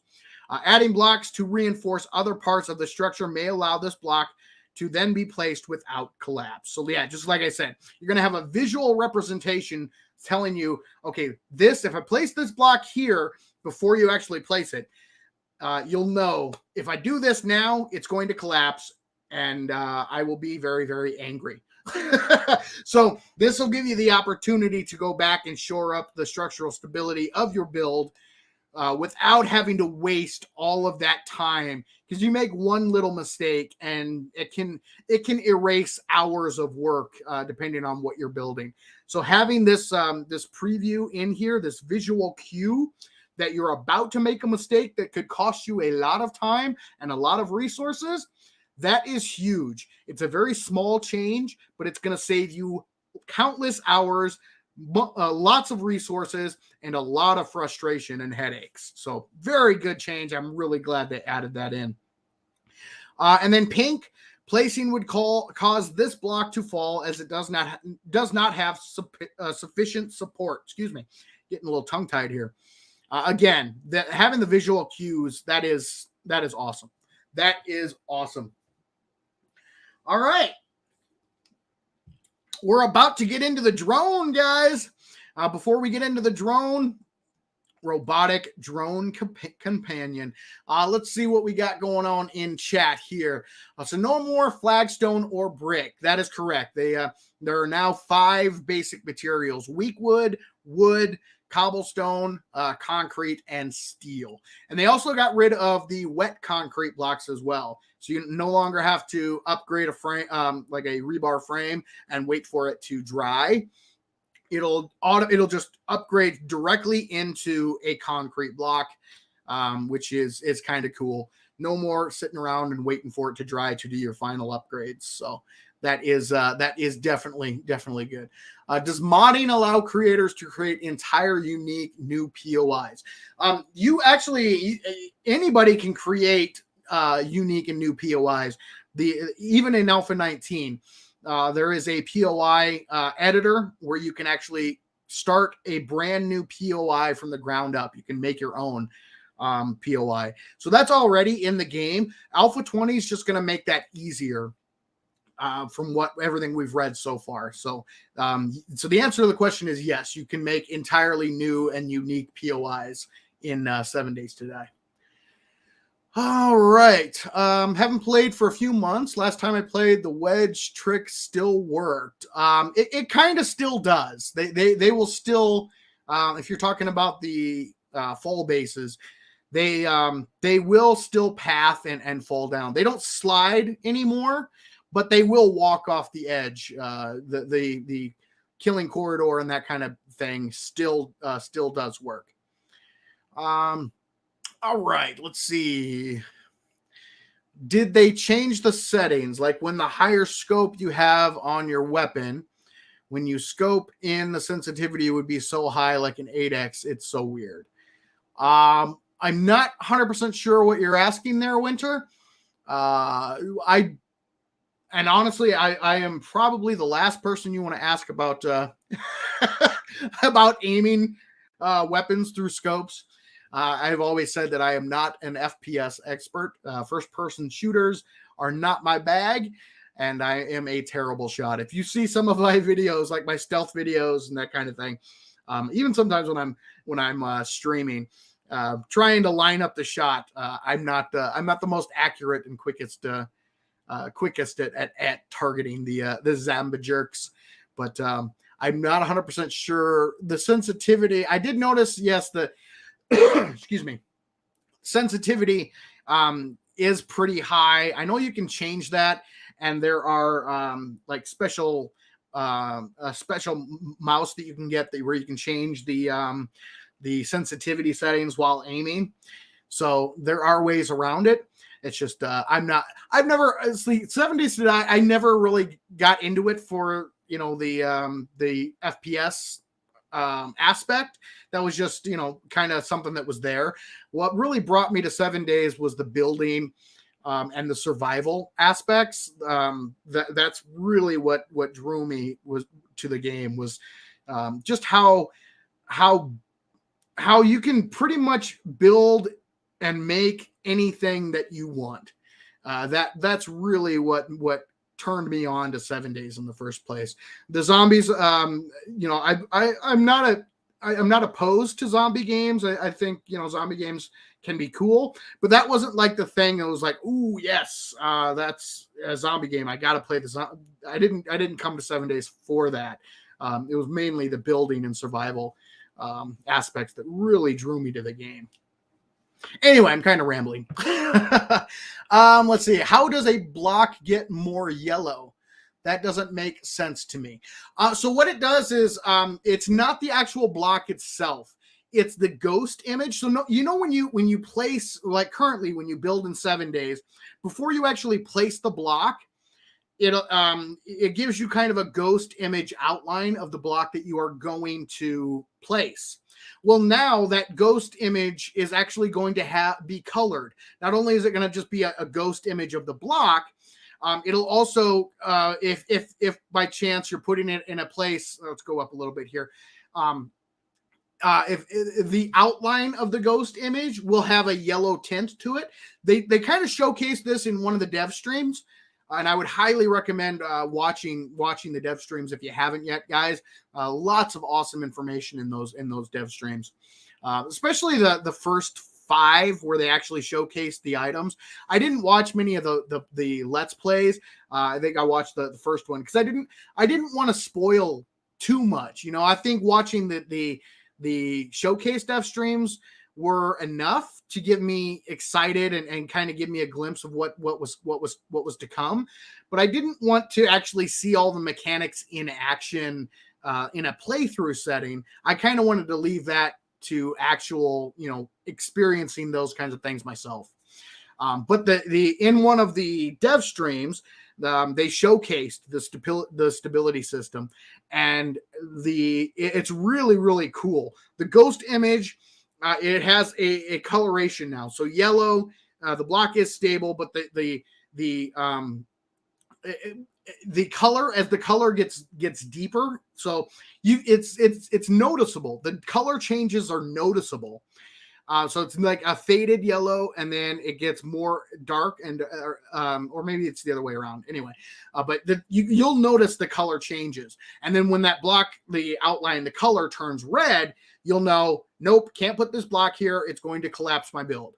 So it's a really, really cool system, and I will definitely demonstrate it when we get into the streamer weekend. So either tomorrow or Saturday, we will definitely go over that stability system, because that's something really quick and easy that we can cover pretty quick.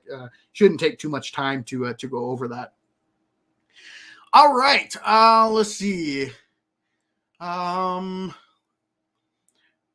worries, man. Love you. Love your vids. Well, thank you very much, Winter. I really appreciate that. I'm glad you enjoy the content and the videos. That is awesome to hear.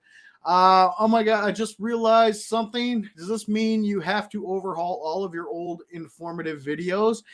A lot of my videos are going to have to be redone. Yes, I'm going to have to do videos on all the changes. I'm not going to take down my Alpha 19 videos or anything like that. I am just going to be releasing new Alpha 20 videos to cover the topics that or the information that has changed. So like I said, I've got a lot of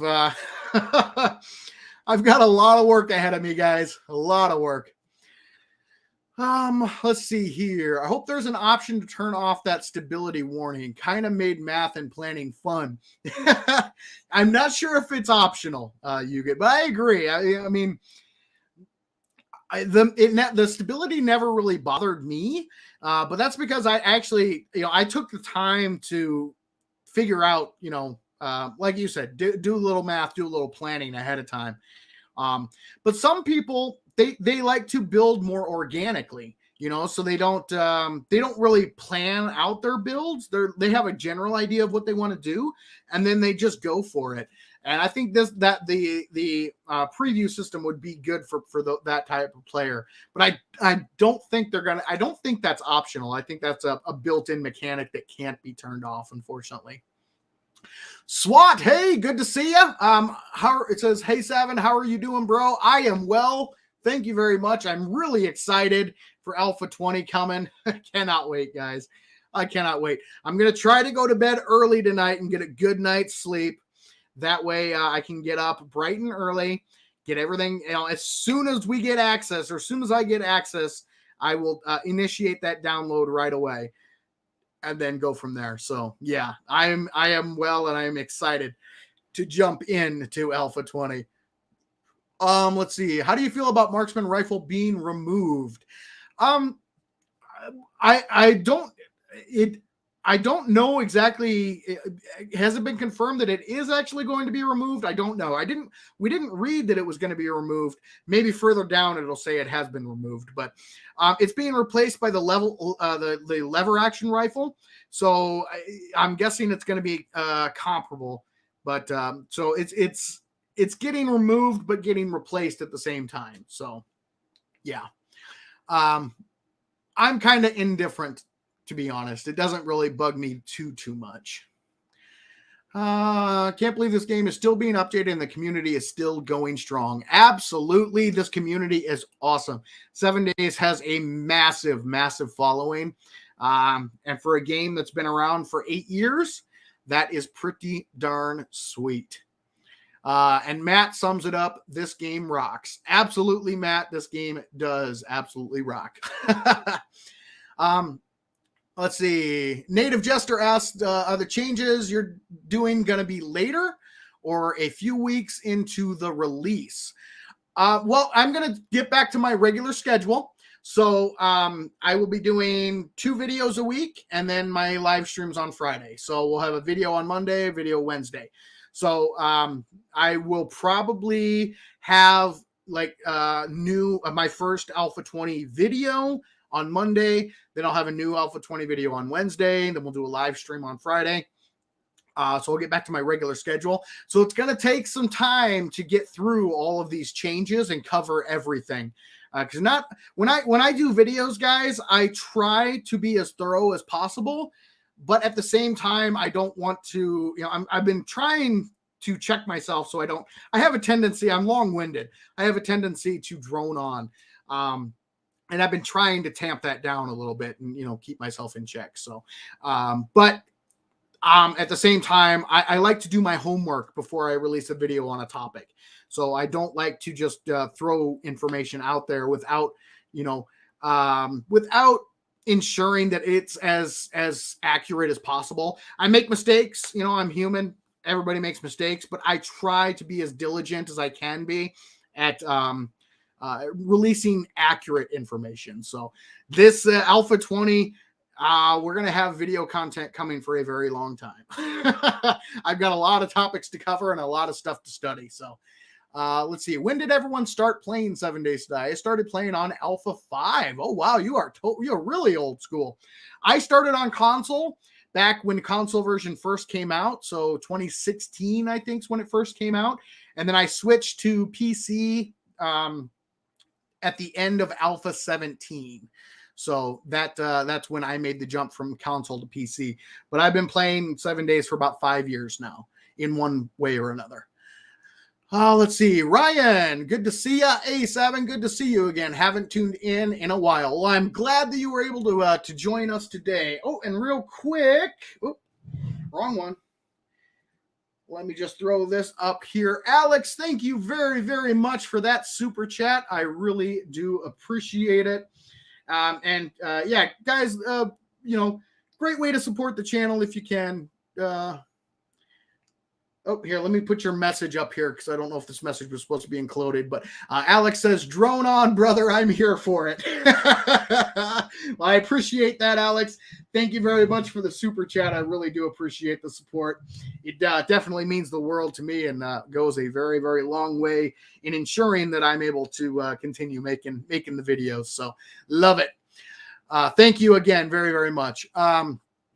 Let's see. Just tuned in. Have I missed anything juicy or not really? Depends on your definition of juicy. We're just going through the release notes here, and there's been a lot of awesome stuff coming.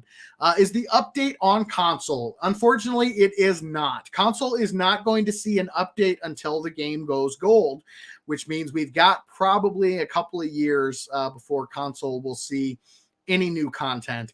And it looks like they're going to start with a brand new port to the PS5 and Xbox Series X, but they are going to be working on an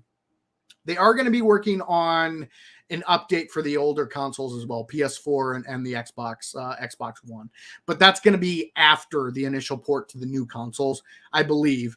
But yeah, we do have quite a ways to wait until that happens. So Let's see. You have missed all juice. Awesome. What do you think is the biggest update feature in Alpha 20? Oh, man. Picking just one? Oh, man. I would have to, I can't pick just one. I can pick one section, I guess. I would have to say everything involved with random gen. So that would mean the new district system, the new city tile tech, all of that combined, I think is going to be the biggest, because that's going to improve the replayability and the immersion level and all of that. But gosh, that's the crazy thing about Alpha 20, guys. There is so much in this update. I mean, all right, you see over here, let me see, on the edge of the screen. Oh no, you guys can't because I have it zoomed in. So we are about maybe a fifth of the way through these notes. That's how much is in this game, guys. We're only about a fifth of the way through. Now, a lot of it, we're not going to go through every single bullet point of what they added, changed, and fixed. We're just going to go through all of the little sections here. We're probably, I would guess, maybe halfway through that. But yeah, that is how much is coming in Alpha 20. And now people can kind of understand why this update took a little bit longer, right? Because they added so much. They're adding so much. Not only new items, new equipment, new features, you name it, new POIs.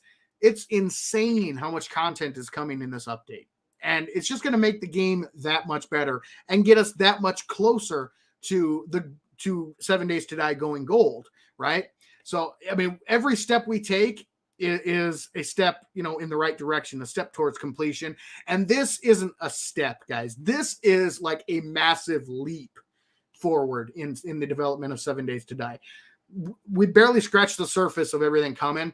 So picking one thing is nearly impossible.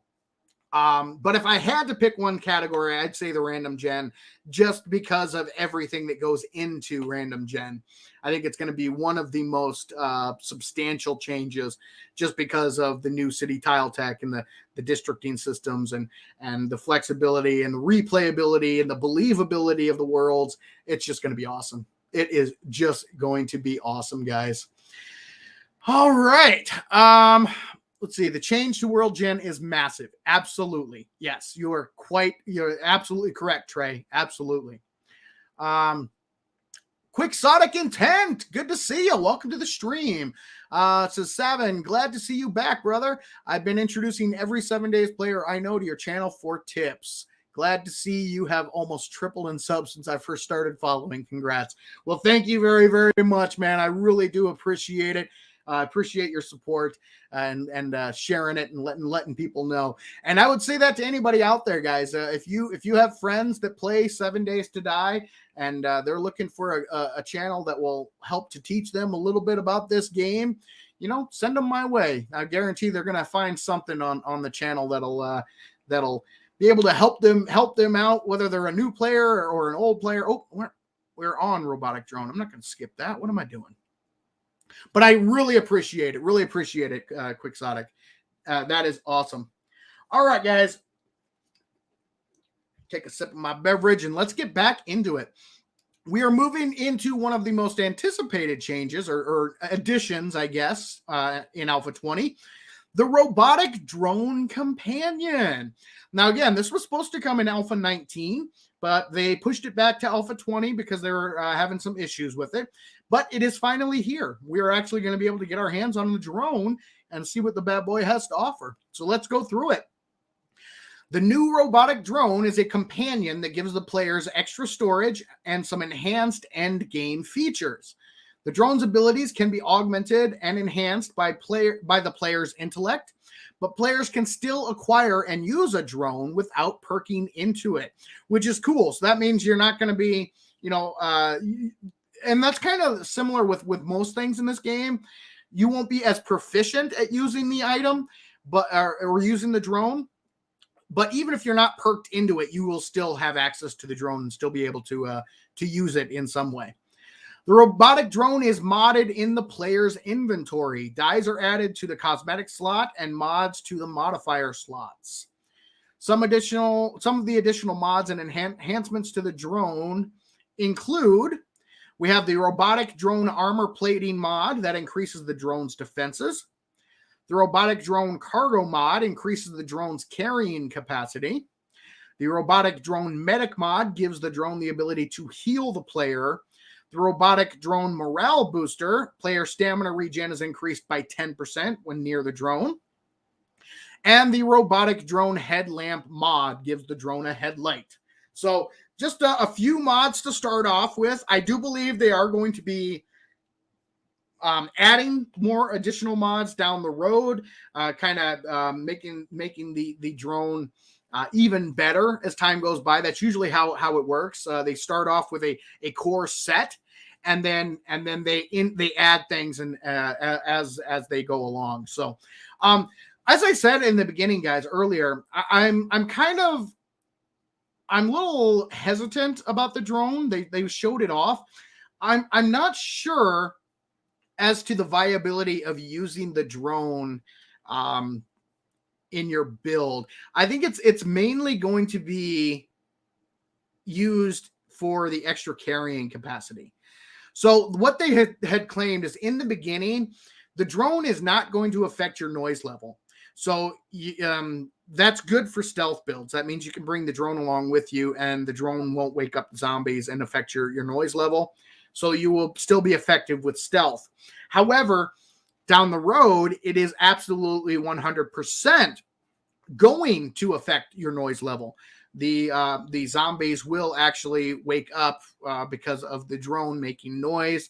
The headlamp is going to increase your noise level, and all of that stuff. Hold on one second.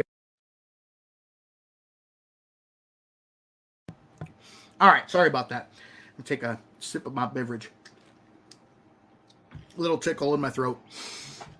All right, so yeah, I'm not really 100% sold yet on the drone, and I'm really excited to get my hands on it and actually test it out and see what it can do. But from what I've seen, it looks like the extra carrying capacity is going to be pretty much the primary function of the drone. The ability to heal is cool. Unfortunately, in order to activate that, you actually have to walk up to the drone and ask it to heal you. So, and it doesn't look like it does any extra healing at all. You have to put the healing items in the drone that you want to use. Then you have to ask the drone to heal you. Well, if that's the case, why not just put them in your tool belt or your tool belt and just, heal yourself? Push a button, boom, you're healed, instead of having to access the drone's menu, ask it to heal you. It seems like a lot more work for the same result. Now, maybe the drone will have, as you increase your intellect level, your robotics skill, maybe you'll get more perks. Maybe like you'll get extra healing from the drone or something like that. I don't know. We'll have to wait and see. That's why I'm really interested to get my hands on the drone to see what each of these mods actually does. What are the practical uses for each of these? Because otherwise, it's just kind of going to be kind of a vanity thing, kind of a cool, here's my little drone buddy who follows me around. But how viable is it going to be in actual survival gameplay?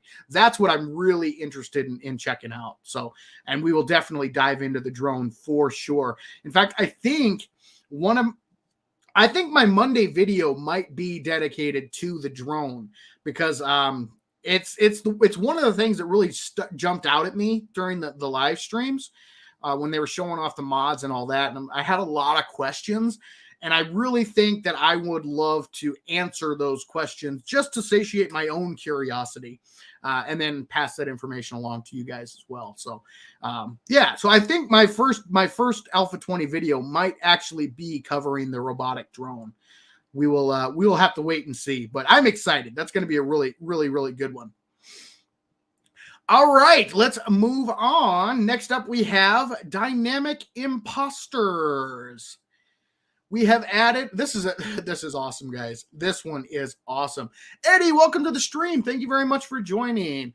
We have added a brand new dynamic imposter system to the game, which renders changes to distant chunk POI meshes caused by players or zombies.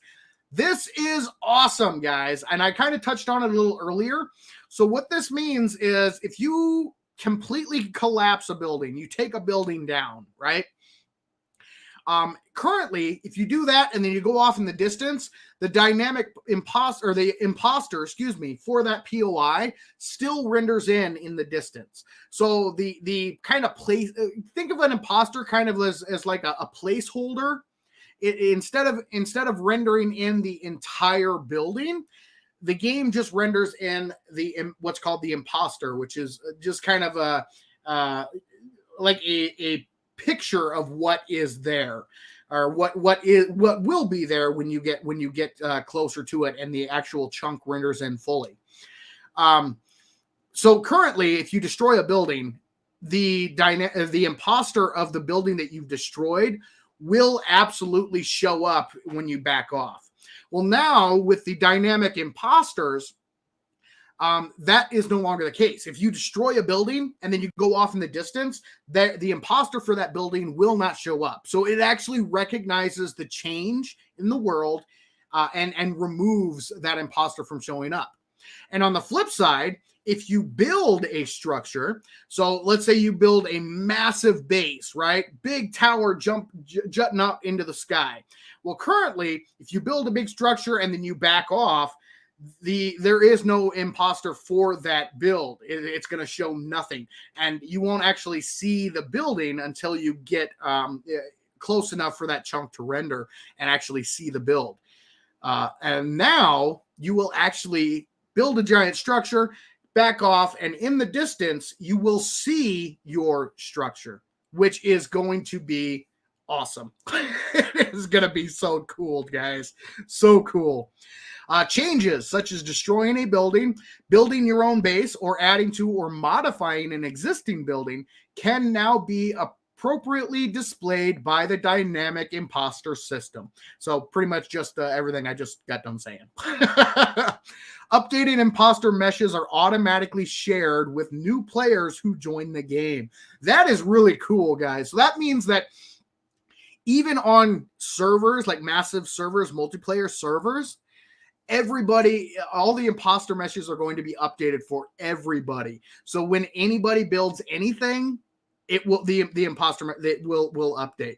So it's not only just your stuff or changes you make, it's everybody. It's the entire world. That is going to be so cool. Oh man, that is going to be awesome.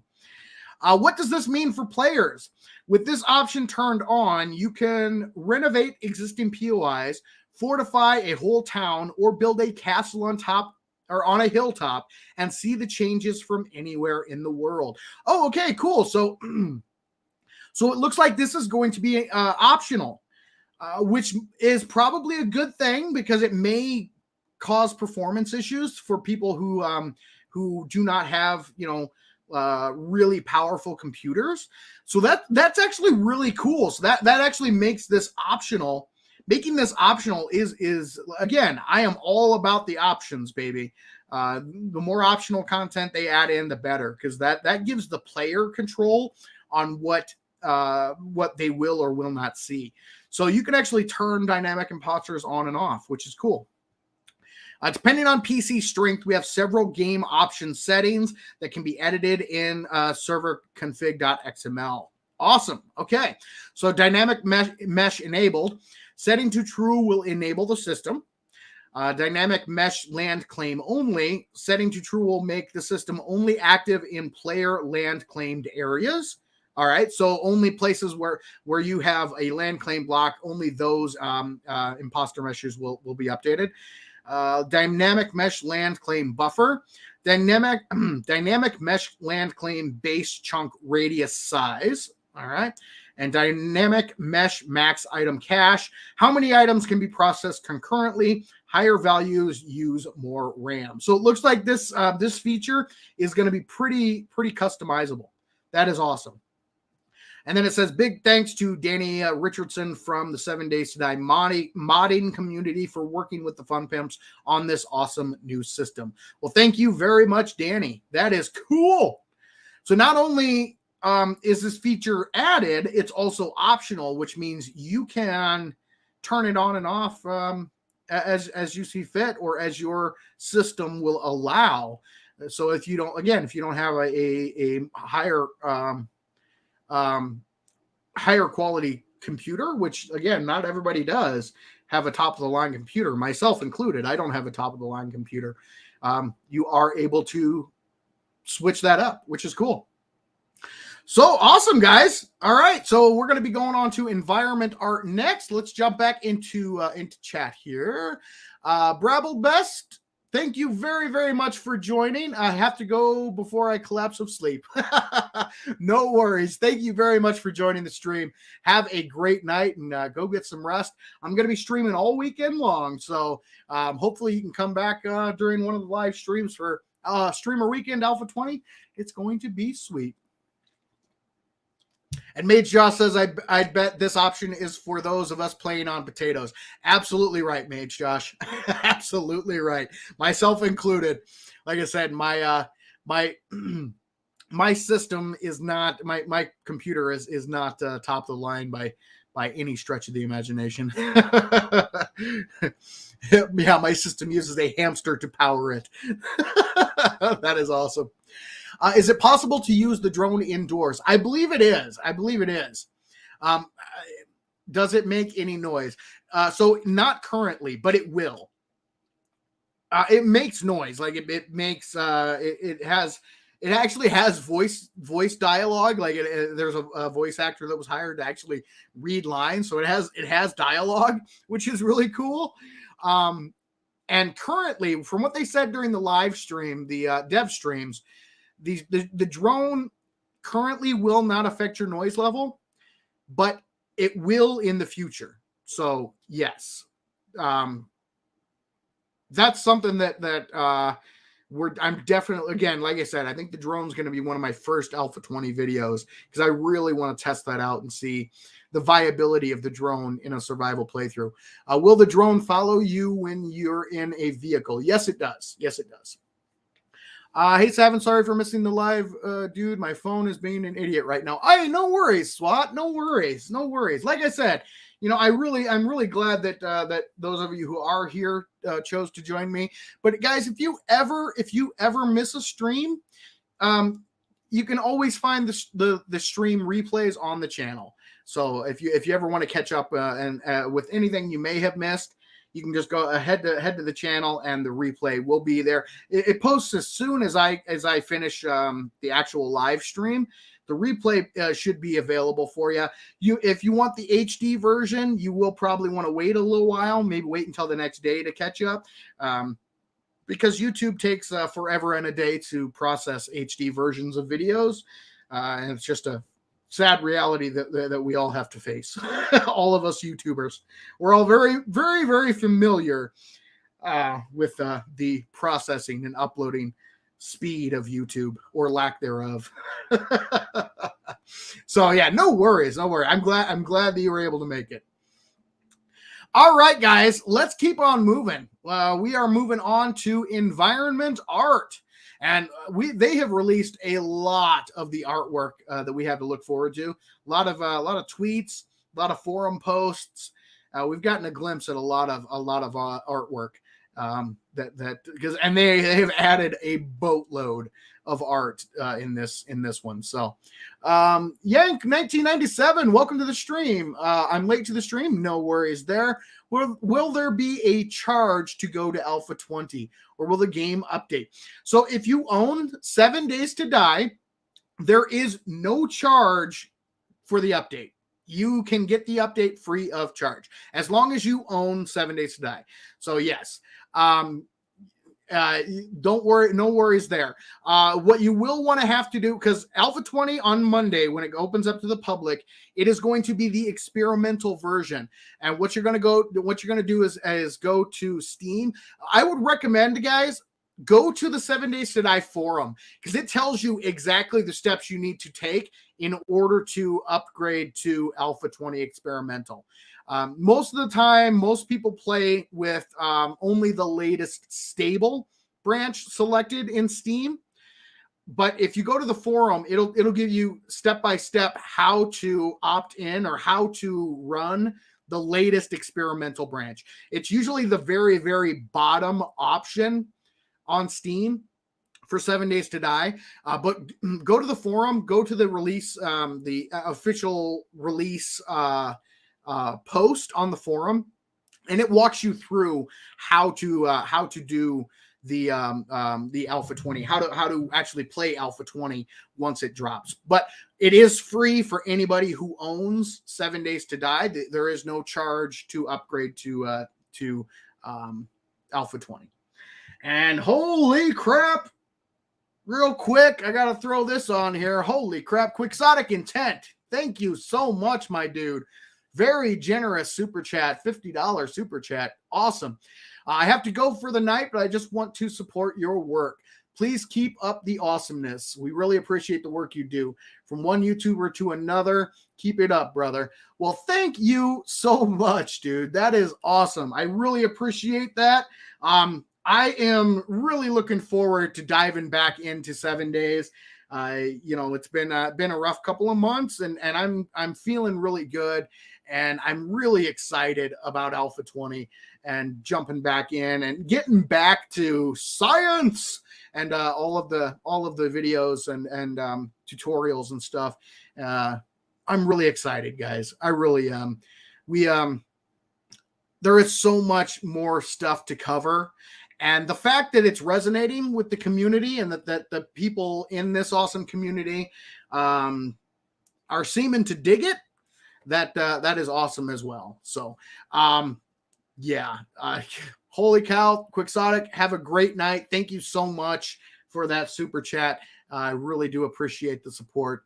And you will have lots and lots of videos coming your way. So, awesome. All right. Crazy. Love it.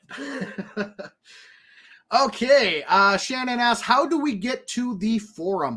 The easiest way is just go to Google, type in 7 Days to Die forum in the Google search, and it should be the very first one there. Go to the news and announcements section, and it should be the very top post. It should be the Alpha 20 official release.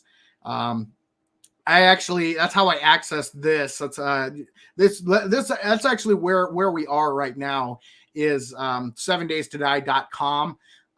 That is where the 7 Days to Die official forums are, is on 7daystoDie.com. But the easiest way to find it is just go to Google or whatever browser or search engine you use, DuckDuckGo or Yahoo, I guess, or Bing, if people use that crap. I don't know who would, but whatever search engine you use, just go there, type in 7 Days to Die forum, and it should be the very first link, and just navigate there.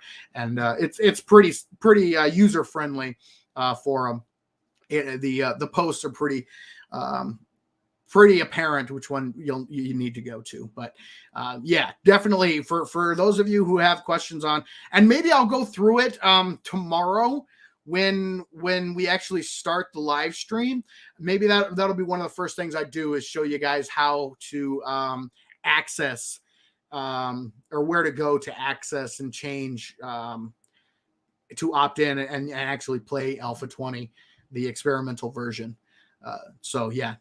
Forum, go to the forum. That's probably the best bet, but maybe we'll go through that tomorrow as well. I think that might be a good idea, because it can be a little confusing and difficult to figure out exactly where to go.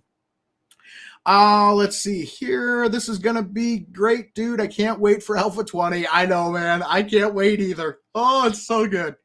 It is so good. Alpha 20 hype. Absolutely right. And hey, Simon, how's your day, bro? Sorry for asking for like a third or fourth time today, man. It's all right.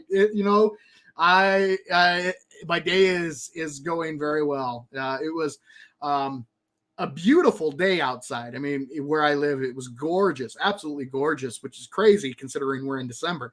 But gorgeous day outside. Awesome news. Alpha 20 is here. My move is over. I moved into my new place. I'm all settled in, and it's just, life is good right now. You know, things are looking up. I'm in a much better place mentally, which is good. So that's always a good thing. But life's good. And I feel good, man. I feel good. I'm excited. I'm happy. This is, oh man, it's a great time to be alive, and it's a great time to be a 7 Days to Die fan. Let me tell you. Oh, let's see. It's good to hear, man. It's gorgeous here too, but I want snow. Oh, careful what you wish for. It's coming, man. It's coming. You're going to get your fill of snow, I think. All right. Let's get into the environment art. Let's keep on rolling here, guys. We're getting a little further down this list. I think we're getting closer to the end here. The environment art and shader team have been improving much of the rendering tech and creating hundreds of new PBR environment models to enhance the world, POIs, and overall game immersion. Improvements include terrain shader, updated for better quality and performance, including improved roughness and specular shading modifications. Foliage shader, updated for improved rendering effects like subsurface scattering, in addition to physically based rendering and packed textures for performance. Entity Tint Shader. This shader provides support for tinted color variations on models, in addition to improving performance due to packed textures. New terrain textures, that's awesome. New block textures, very good.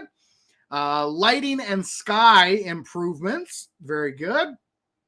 Meshes, short plant meshes like grass and cotton have been greatly improved to generate more detail and much more variety of shapes with less mirroring.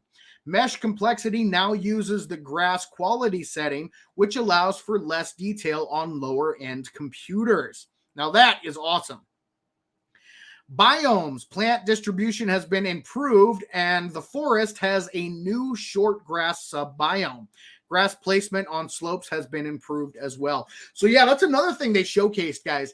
Not only are we getting like the plants, the actual grass, the long grass, not only have they updated that to make it look more realistic, but there is also now different size grass. There's short grass and long grass. So it's not all monotone or monochromatic, or I don't know what the word is. It doesn't all look the same. It's more variable, which is really, really cool. Trees now have a root ball to seal holes at the base of the trunk. That's kind of cool, because you know how now if you chop down a tree, it falls over and it's kind of like a hollow end. Well, now they put the root ball on the end, and so it looks, I don't know if realistic would be the right word, because if you chop down a tree, the root doesn't come out, but at least it's not just a hole anymore, I guess. So I would definitely consider that an improvement. All right. Clouds, improved blending of cloud layers, and we now can keep cross blends for much more variety and to better match the weather system. And again, they showcased some of the weather systems during the dev streams as well, and they are looking awesome. Lightning, adjusted values, added a cloud area brightening effect, and fixed a bug with the world not being lit. Wind, the weather system's wind speed now changes the speed of plants blowing in the wind, and we added wind gusts. This is one thing, guys, that actually blew my mind. It actually blew me away. So during one of the dev streams, when they were actually demonstrating this, I think it was I think it was Fatal or Fatal. How do you say? Is it Fatal or is it Fatal? I don't know. I think he was the one who was actually demonstrating this. But the player in the stream was on the side of a hill, right? And the weather started coming in and the wind started picking up. And if you looked at the grass and you looked at the trees, they actually, the grass actually moved differently depending on the speed of the wind, and the trees actually bent and went back and forth and weaved back and forth with the wind, and it like blew my mind. I was like, holy cow! It looked so fantastic. Just that one little glimpse that we actually got. So they are not kidding when they say they upgraded the weather system. Just the small glimpse that we got during those streams was amazing, was incredible. It really did. It took my breath away. It blew my mind. I was like, holy crap, this looks amazing. All right, let's move on. Along with all of the new POIs of Alpha 20, there is plenty of new content to add to the visual immersion of the game. Again, like I've stated this for a while now, it looks like visual immersion is something they really focused on for this game. The believability of the world is seemed to be one of the primary focuses of this alpha. Cities are detailed to a whole new level. That is absolutely 100% true. With props such as newspaper stands, mailboxes, streetlights, parking meters, planters, operational manhole covers, traffic signals, new street signs, as well as business signs, ATMs, etc. Industrial locations are enhanced by new assets like new conveyor belt systems, construction site material stacks, tarp fencing, etc. All new functioning and destructible doors such as cellar doors and shutters. That is another cool thing, guys. And they finally made it so that if there's a hole in the door, you can actually shoot through the hole in the door. Finally, they made that. That was one of the really frustrating things. You have a giant gaping hole in the door and you shoot it. It's obvious that you can shoot through the hole, but for some reason you don't shoot through the door, you shoot the door. It made no sense. So finally they're adding that into Alpha 20, which is awesome. More immersive destruction for the world you've come to love with a variety of new rubble piles. And they did release some of the artwork for the new rubble piles as well, which is cool. A new mesh tinting system and shader bring you more color variations of new art content to further customize your creations. And hundreds of new and updated PBR meshes have been added to the game overall. So environment art has gotten a huge update, guys. Absolutely huge. All right, let's see. Does any of these changes actually help with underwater building? Probably not. Water has been pushed back to Alpha 21. So hopefully once they get the water system working properly, the water actually working like water should, hopefully they will they'll because they've been teasing that they want to add some water-based POIs and they want to do more with water, but they have to get the water working before they can do that. And I think that's pushed back to Alpha 21 is when they're going to be focusing on that as well. Let's see. See you tomorrow, dude. I'll be on the lookout for you to go live. Daryl, have a great night. Thank you so much for joining. I really appreciate you being able to join the stream. Oh no, I was thinking the same thing. Should we be worried about tornadoes in later updates? That would be insane. Manholes. Does that mean there are sewers? Yes, there are sewers. They have confirmed that there is a sewer system in the main city areas. So yes, because I believe it said working. Let's see, industrial. Oh, operational manhole covers. So yes, they have confirmed that there are sewer areas in the cities, and I think they're going to expand on that as we go down the road. So yeah, absolutely. All right. Imagine hearing a tornado while dealing with a horde. Oh man, that would be insane. Oh man, what would that be? A zomnado? Instead of Sharknado, it'd be a Zomnado. Could you imagine just like a tornado going by, sucking up a whole bunch of zombies and just flinging them at you? Oh, that'd be crazy. We crazy. Alpha 20 is going to be a fresh coat of paint for this game. Oh, I think it's going to be more than just a coat of paint. I think this is going to be, it's going to be, this is a very deep update. There is a lot to it. So I like when I think of fresh coat of paint, I think more cosmetic. This I would not put in the cosmetic category. I think this is going to be a major, like deep update. This is going to enhance 7 Days to Die in so many ways. Absolutely. Let's see. Zomnado, kind of terrifying. Yes, exactly. Body parts flying through the air. Yes. That would be scary if there was a Zomnado. Zomnado! Somebody, that's going to be the next trash sci-fi movie. The Zomnado. Oh, God, that is so good. I think I need to make a Zomnado shirt. I think that's something I should work on. Design some Zomnado merch. Oh, I love it. Oh, crazy. All right, guys, let's move on to the next section. We're talking about quests. Questing improvements have been made all over the world in 7 Days to Die. Starter quests now have helpful on-screen icons to show you where to find the required items. This is awesome. This is awesome, guys.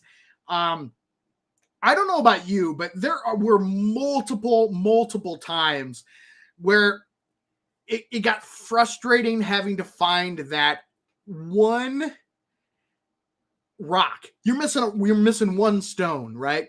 Or for the life of you, you could not find a bird's nest. You just want to finish the starter quest. You know what you need, but finding some of the items could be extremely frustrating sometimes. So now that the starter quests have the helpful screen icons that will point you, be like, okay, there's a stone here, there's a bird's nest over here. That's awesome. It's a small change, but it is a great change in my opinion, because there have been many a time where I have been frustrated trying to find one stone or trying to find a bird's nest for feathers. Yeah, so excellent change in my opinion. We've decided to retire the challenge notes to allow focus on new quest types. Yes! Thank you. Oh, I hated the challenge notes. I never did them. They were never worth it. You do them occasionally, but only if it fit into what you are already doing. There was really no incentive to do them. The rewards were nothing, next to nothing. So they finally decided to get rid of the challenge notes. That's a good thing in my opinion. Buried supplies have been updated to increase the challenge. Good. Buried supply quests can get monotonous, can be boring. And for people who stream this game like myself, that can be, it doesn't make for the most exciting content watching somebody just sit there and dig with a shovel for 10-15 minutes. All right, guys, we're gonna dig. Woo, watch the excitement of me digging. So buried supplies have been updated to increase the challenge. Hopefully they can they'll make them more exciting to watch also. We've also added a new tier 3 version of this quest type. That's awesome. Trader to trader progression has changed. Each trader now has their own set of tiered quests that must be completed. That is actually a really cool change. So, like currently, excuse me. Currently, the way the traders work now, all you have to do is do 10 quests at any trader at any time to open up another trader. But it looks like they've made it so that you have to do quests for each trader. So like you have to do 10 quests for one trader and not a combination of all the traders. So let's say you had Trader Jen and Trader Bob, right? You did 5 quests for Jen, you did 5 quests for Bob, boom, that would open up another trader. Now, it sounds like maybe the way it works is you have to do 10 quests for Bob in order for Bob to send you to a new trader. Or you have to do 10 quests for Jen in order for Jen to send you to a new trader. That would be cool. Also, I know that now all of the traders, whatever tier you are on, so if you've opened up tier 3, you will have 5 tier 3 quests. You will also have access to 5 tier 2 quests and 5 tier 1 quests. So that's gonna be cool as well. Yeah, players can now navigate between those tiers when selecting a quest from the trader. So trader quests are something we definitely want to touch on during during streamer weekend, because I'm really interested to see how that works. All right, we've also added a new quest type, Restore Power. Yes, Restore Power quests are activated at night and require the player to reestablish power to the locations. Find the generators inside and activate them. Be careful, as the generators may alert nearby zombies. And we got a little taste of this. Lathan actually showed this off during the live stream. So awesome new quest types. I am all for. That is going to be sweet. Plus, this quest type offers or opens up the possibility for a lot more with regards to these style POIs, because not only do you find the generators and turn them and activate them, but by activating them, you might actually provide power to a switch that'll open up a door to lead to, you know, a special loot room, or to advance the POI, that kind of thing. So these restore power quests are going to be really, really cool.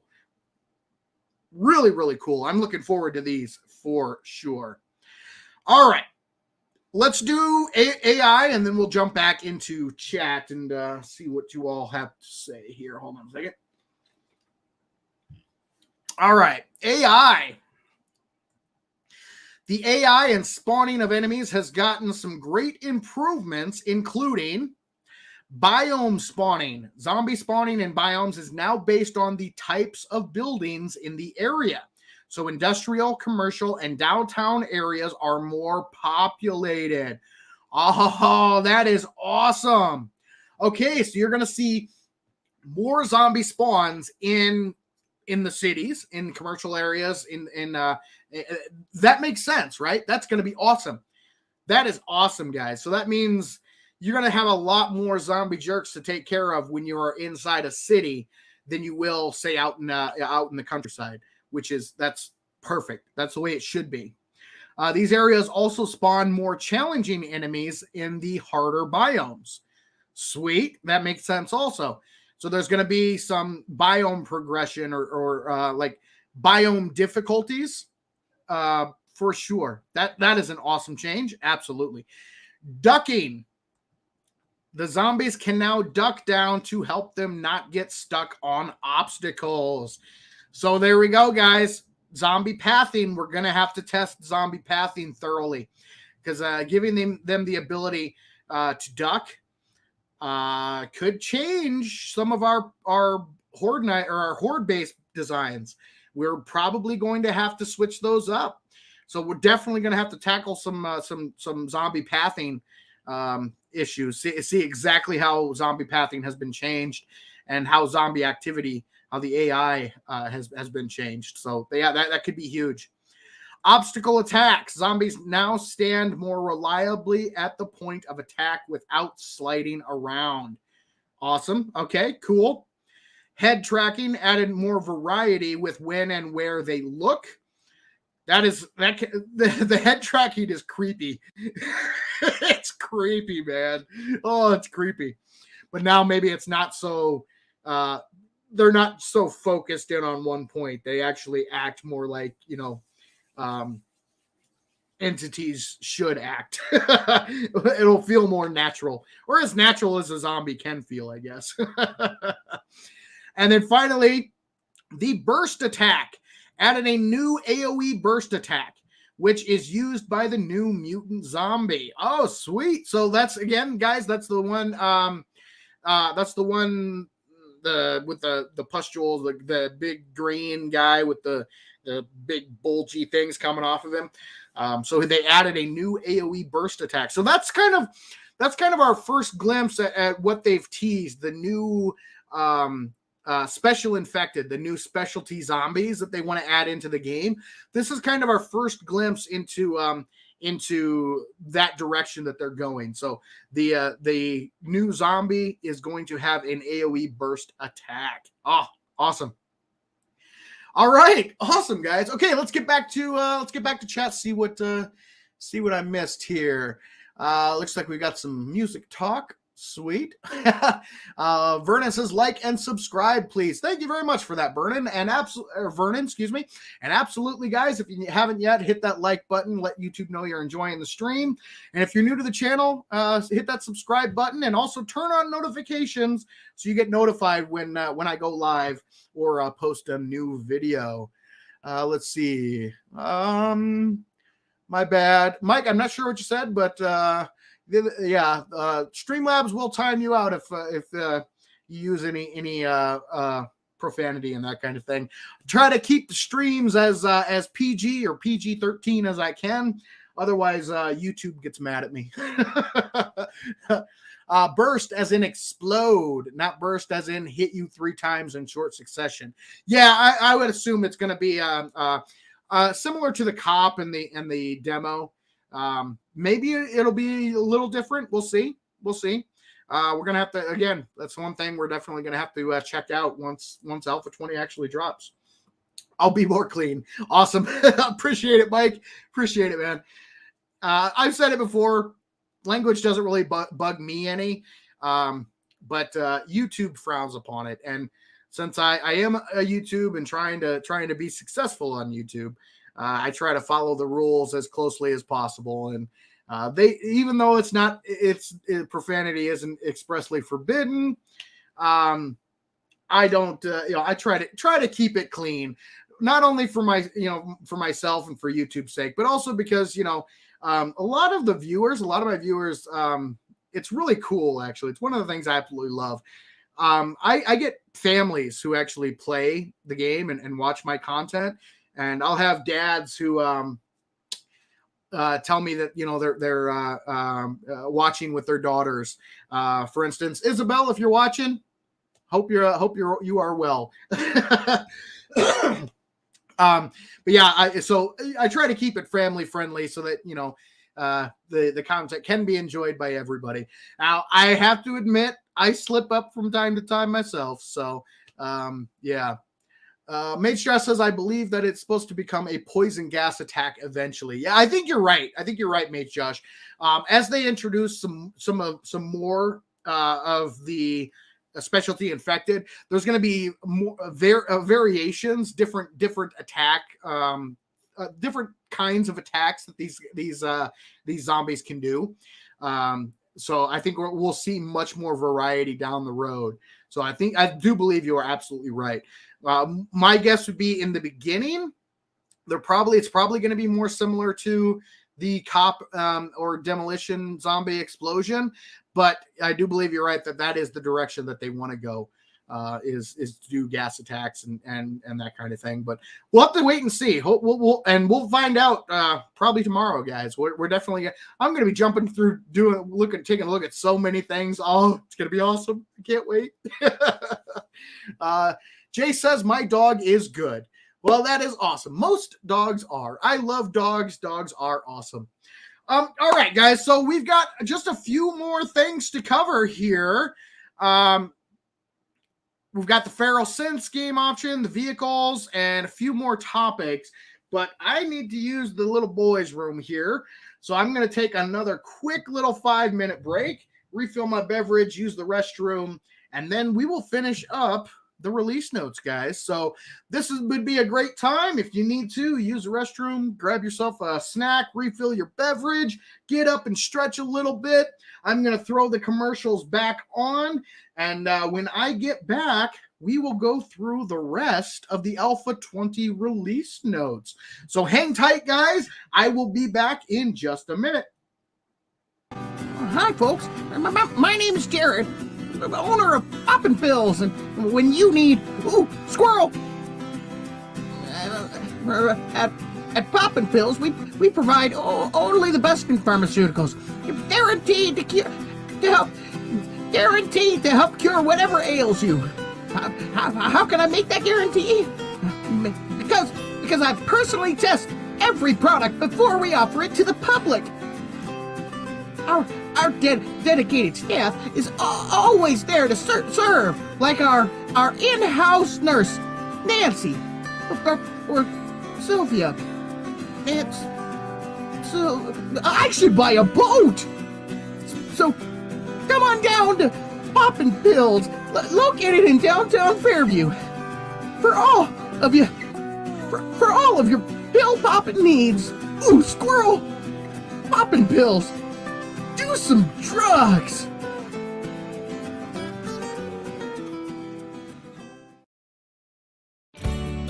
Mommy, what's for dinner tonight?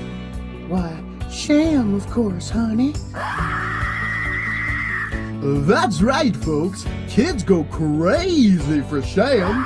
Tom Shamford here, owner of Shamway Foods, and inventor of the world-famous and universally loved Sham.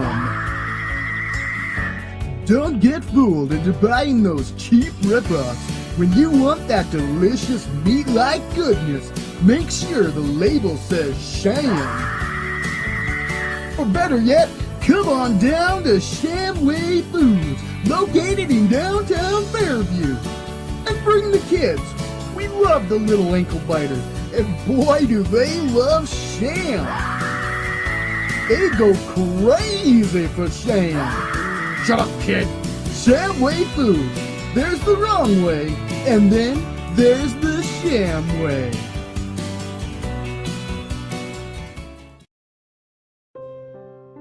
The universe is full of dangers and evil. Aliens, they'll probe your ass. The Illuminati, they control the world. Hugh Jackman, he knows what he did.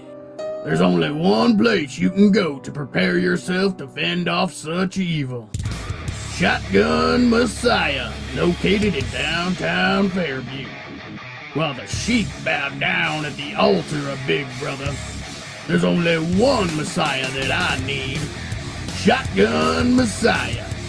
So don't live in fear, because guns solve everything. Aliens trying to probe your ass, sticking M60 up theirs. Illuminati putting fluoride in the water, not on my watch. Take that, fluoride! Fuck you, Hugh Jackman. So come on down to Shotgun Messiah. Don't live in fear, cause guns solve everything. Salutations, Homo sapiens. Demetrius Irving Kensington III here, proprietor of the House of Wisdom, Crack-a-Book, located in downtown Fairview. Are you striving to elevate your lexicon? What? Endeavoring to acquire new expertise. Wait, what? Embarking on an odyssey of imagination. I don't understand. Then depart on your peregrination to Crack-a-Book. What the hell are you saying? William Shakespeare once said, ignorance is the curse of God. Knowledge is the wing wherewith we fly to heaven. So voyage to Crackabrook, spread your wings, and soar to the Imperium. Speak English. We also offer a voluminous miscellany of morsels. What the hell? Snacks, moron! We sell snacks! Books and snacks! That's it! Got it now, cretin? Yeah, I got it. But I'm from Georgia, not from Crete. Ah! Crackabrook, we sell books and snacks. Morons. Hiya, folks. My name's Morty. You can call me Mo. This here's my beautiful wife, Petunia. You can call her Mama. We're the proud owners of Passing Gas, located in downtown Fairview. We love Fairview, and the people of Fairview love Passing Gas. Passing Gas. You always feel better after. Passing Gas, a tad pedestrian, prosaic if you will, but how it makes me simper. Wait, what? Passing Gas goes hand in hand with shame. What man doesn't like passing gas? Passing gas. Oh, squirrel! Hey, mama. Hey, mama. Goddamn, woman. It just warms our hearts knowing how much people love Passing Gas. Tell them about the fish sticks, Morty. Oh, yeah. Right now, we're running a special on fish sticks. 1 for 99 cents or 4 for $3.50. $3.50. Fill your belly with fish sticks and get some gas. Thanks again, folks. When you think of Mo and Mama, think of Passing Gas. And there we have it, ladies and gentlemen. I am back. Thank you very much for hanging with me. Oh, I love it. Those commercials are fun. And yes, I noticed somebody in the chat said that the and yet chat is recommended to be PG. Yeah, yeah. There was some language used in some of the commercials. I will own that. That is absolutely correct. All right. Anyway, guys, thank you very, very much for hanging with me. We're gonna get back into this. We are getting to the end. Well, not the end, but we're getting to the through the meat of the release notes here. Again, we're not going to go through every single so after the breakdown, they go through line by line every single thing that they added, everything that they fixed, and everything that they changed. So we're not going to go through line by line because that we would be here forever, because the majority of these release notes is that line by line everything that they changed and fixed and added. So we're just gonna go through these paragraph sections here, like the feral sense and all this stuff here, and call that good. And then we'll actually jump into Alpha 20 starting tomorrow. So really excited. But again, thank you guys very much for hanging tight. Again, if you haven't yet, make sure and hit that like button. Let YouTube know that you're enjoying the stream. If you're new to the channel, make sure and hit that subscribe button and turn on notifications so you will be notified when I go live or if I post a new video. So let's get back into it, guys. All right, next section, Feral Sense Game Option. This is going to be really cool. With standard settings, zombies have limited distances that they can hear and see you. The Feral Sense option allows you to greatly increase their hearing and seeing, which makes the game more challenging. This also makes the world seem more populated, as zombies you may not have noticed will find you. Features include increases the range that all types of zombies can hear and see the player by over double the normal amounts. Stealth still works. The zombies will just detect you more easily. So stealth will still work. It just won't be quite as effective if you have the Feral Sense game option on. And game options are off, day, night, and all. So day and night. Now this is going to be awesome, guys. So not only will it make the game more difficult, but it's also optional, which makes which again, I've said it a few times during this stream. The more options they give the players, the better, in my opinion, because not everybody likes to play the game the same way, right? Some people would not enjoy having the zombies be able to see and hear them easier. Not everybody's going to like that. So making it optional is awesome. You can turn it off if you don't want to play with it on. Yeah, you can make it so that it only works during the day. You can make it so it only works at night, or you can make it so it works all the time. And that is going to be awesome. That is, again, customization. It's going to you're going to be able to customize your play experience the way you want to, which is awesome. I'm all for that. All right, vehicles. Next up, we have added mods, coloring, and additional improvements and bug fixes to vehicles.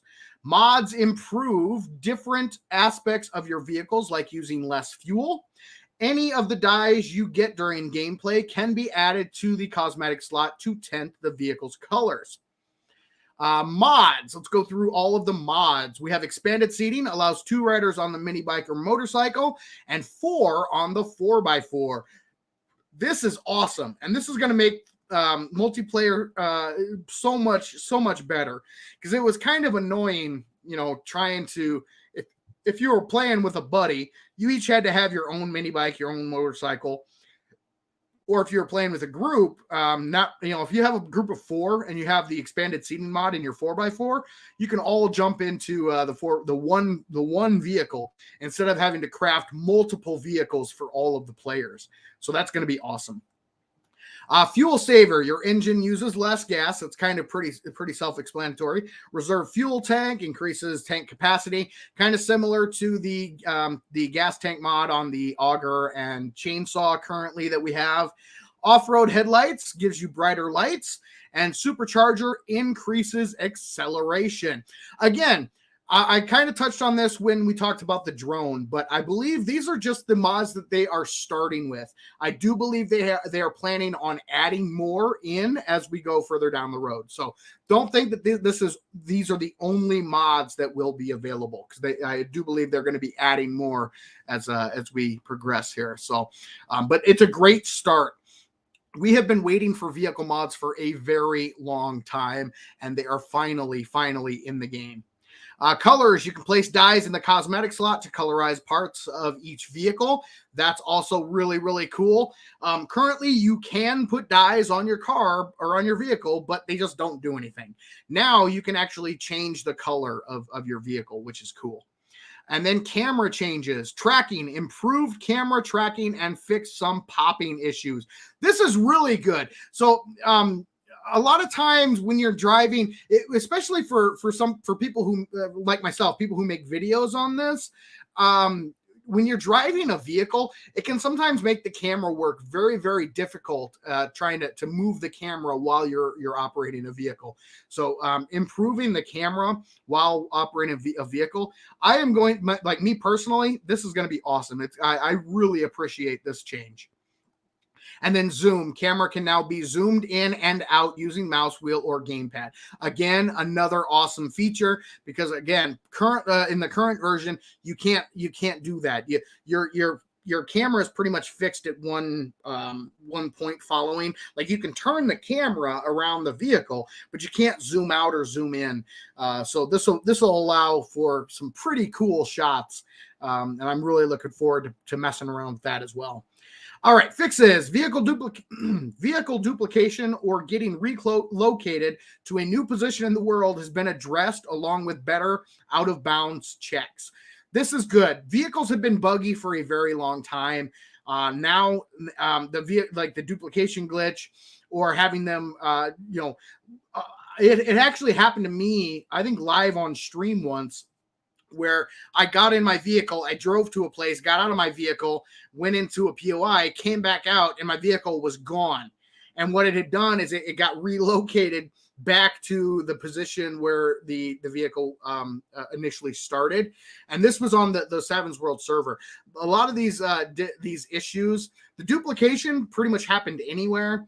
Where you'll have a vehicle just randomly spawn, and like everything that was in your vehicle inventory will spawn as well in the new vehicle. You'll have two identical vehicles.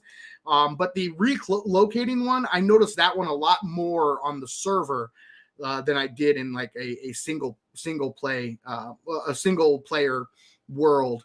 It happened all the time on the server. I'd get reports from a lot of players saying, I have no idea where my vehicle went.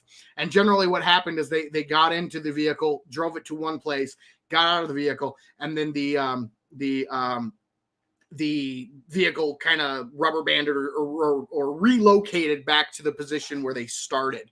And that happened to me multiple times. And I'm pretty sure it happened to me live on stream one day. So getting that fixed, that's going to be good, because that got frustrating. That got really, really frustrating. All right, loot. One of the most important features, loot. Loot progression has been separated. Oh, really? This is huge, guys. Loot progression has been separated from game stage with its own loot stage system. Oh, that is huge, guys. So the way the way loot progression works now, your game stage is your loot stage. They're one and the same. They've separated those. So now you'll have a game stage and you'll have a loot stage. They're separate. Oh, that is awesome. Players will increase their loot stage similar to their game stage, but there are many bonuses that can add to it. Sweet. The biome the player is in, the POI the player is looting, and even the container they are looking at can have a loot stage bonus. Oh, yes. Loot stage will then boost the quality and or the tier of items found. For example, adventurous players that explore the more difficult biomes and POIs will find iron tools or advanced weapons a little faster than those that stay in the pine forest. That is awesome. That is awesome. I've said it before. The loot progression, I liked the direction they were going, but it needed work. They weren't there yet. And I think this is really, really going to help. Having the loot progression be tied directly to game stage was very limiting. Very limiting. Now that it has its own section, I think that's going to open up the loot progression system quite a bit and make it because one of the biggest problems with the loot progression now is in the beginning of the game, until you leveled up and got your game stage, up high enough, all you would find was crappy primitive gear that didn't make any sense and nobody wanted. You had zero chance, literally, because of the loot tables, you had zero chance to find anything but crappy primitive gear in the beginning. Well, now with the new loot stage system and the various bonuses that you can get, for instance, the biome difficulty, the POI, as well as the container, you'll have the possibility of getting higher tier items earlier in the game. So it didn't make the looting system feel so much of a grind and kind of counterproductive. Again, like I said, I liked the direction they were going in with the loot progression system, but it still needed a lot of work, and it looks like they're really taking some steps to improve that dramatically. When it comes to biome bonuses, the progression is as follows. So pine forest, desert, snow, and then wasteland. All right. So pine forest is going to be like the default, and then desert will be the next difficulty, followed by snow, and then wasteland. And burnt forest and Navezgane is the same as desert. So burnt forest and desert are the same difficulty, same loot bonus. that kind of thing, and then the snow, and then wasteland, which makes sense. And also, that's another good thing because it actually gives people a reason to go to the wasteland. Right now, there's no reason at all to go to the wasteland. It's death. You just go there if you want to die. All you'll face is a bunch of zombie dogs, zombie bears, landmines, and there's nothing there. There's no reason to ever go to the wasteland. Well, now with the loot progression system, it's going to make going to the wasteland, there's actually going to be a purpose, which awesome. That is awesome. That is great. That is, so good. So good. All right. Loot has been adjusted to provide early game weapons and tools a chance to shine. This grants the player time to find and use a higher quality item before finding the next tier. Books have also been aligned to deliver players books like Spear Hunter and Archery earlier for the most benefit. Okay. How about just making it so you don't get paper, a million pieces of paper when you loot the new Cracker books? That'd be nice. Food, drink, medical, and ammo supplies have been adjusted to keep players on the hunt for more in places you would expect to find them. That's good. Ammo especially. I don't know about you guys, but ammo, I never, ever, ever had any issues with ammo during my playthroughs. By the time you got weaponry that could actually use the ammo, by the time you got your hands on a firearm other than like the blunderbuss, you had so much ammo that it was incredibly difficult to run out. So having them rebalance those and put them in places where you would expect to find them, that makes sense. That's good. To bring back the fear of infection, items that cure it have been greatly reduced. Oh, no. Okay. So, yes, infection is going to be much more difficult to contend with. Much more difficult to deal with. That is all right. I'm okay with that because currently infection really wasn't that much to worry about. The negatives, it took so long for the negatives to kick in that, yeah, you didn't have to worry. I mean, you had to worry about it a little bit, and you always want to find, you always wanted to find some honey before, the infection got over 5%. That way you could cure it with one honey. But I never worried too much about infection because the infection rate goes up so slowly, and the negatives really there's you get a negative boost at 25%, you get a negative boost at 50%, and then you die at 100%. I believe that's how it currently runs. And it was never really an issue. It never, I mean, I don't think I ever got over 25% infection in a regular playthrough, just because the honey you could get, all you have to do is find some stumps and bang down some stumps and you're good to go. Or if you lucked out and got, found some herbal antibiotics or some antibiotics, boom, you could knock out that infection, right away with no problem.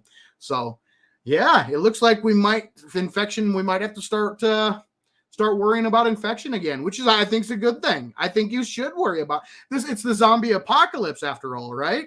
That should be a major, major concern. Not only, especially in like the zombie infection, right? If you get hit by a zombie and infection should be something that you worry about in a world like this. So I like this change.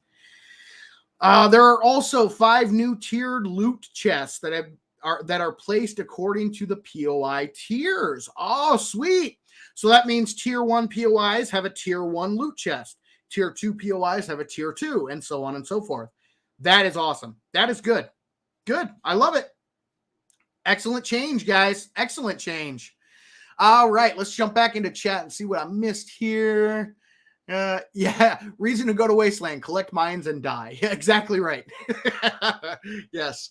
Wonder how difficult it would be to actually increase your loot and game stages. That's a good question, Wesley. That's a very good question. We will have to see. We will have to see. And I wonder if they're actually going to like if you're actually going to be able to see what your loot stage is. Like right now, you can see what your game stage is. Are they actually going to add the loot stage into your into the character menu so you know what your loot stage is? We'll have to wait and see. That is a very good question. I'd be interested to find the answer to. And we don't have to wait too long, guys. Streamer Weekend starts tomorrow. I love it. Oh gosh. All hail honey. Absolutely. Yes. Honey is one of the most precious resources in 7 Days to Die. And absolutely right, Gun Chronicle. I believe you are absolutely right. Infection does look like it's going to be an issue in Alpha 20. Something we're actually going to have to take seriously, which is good.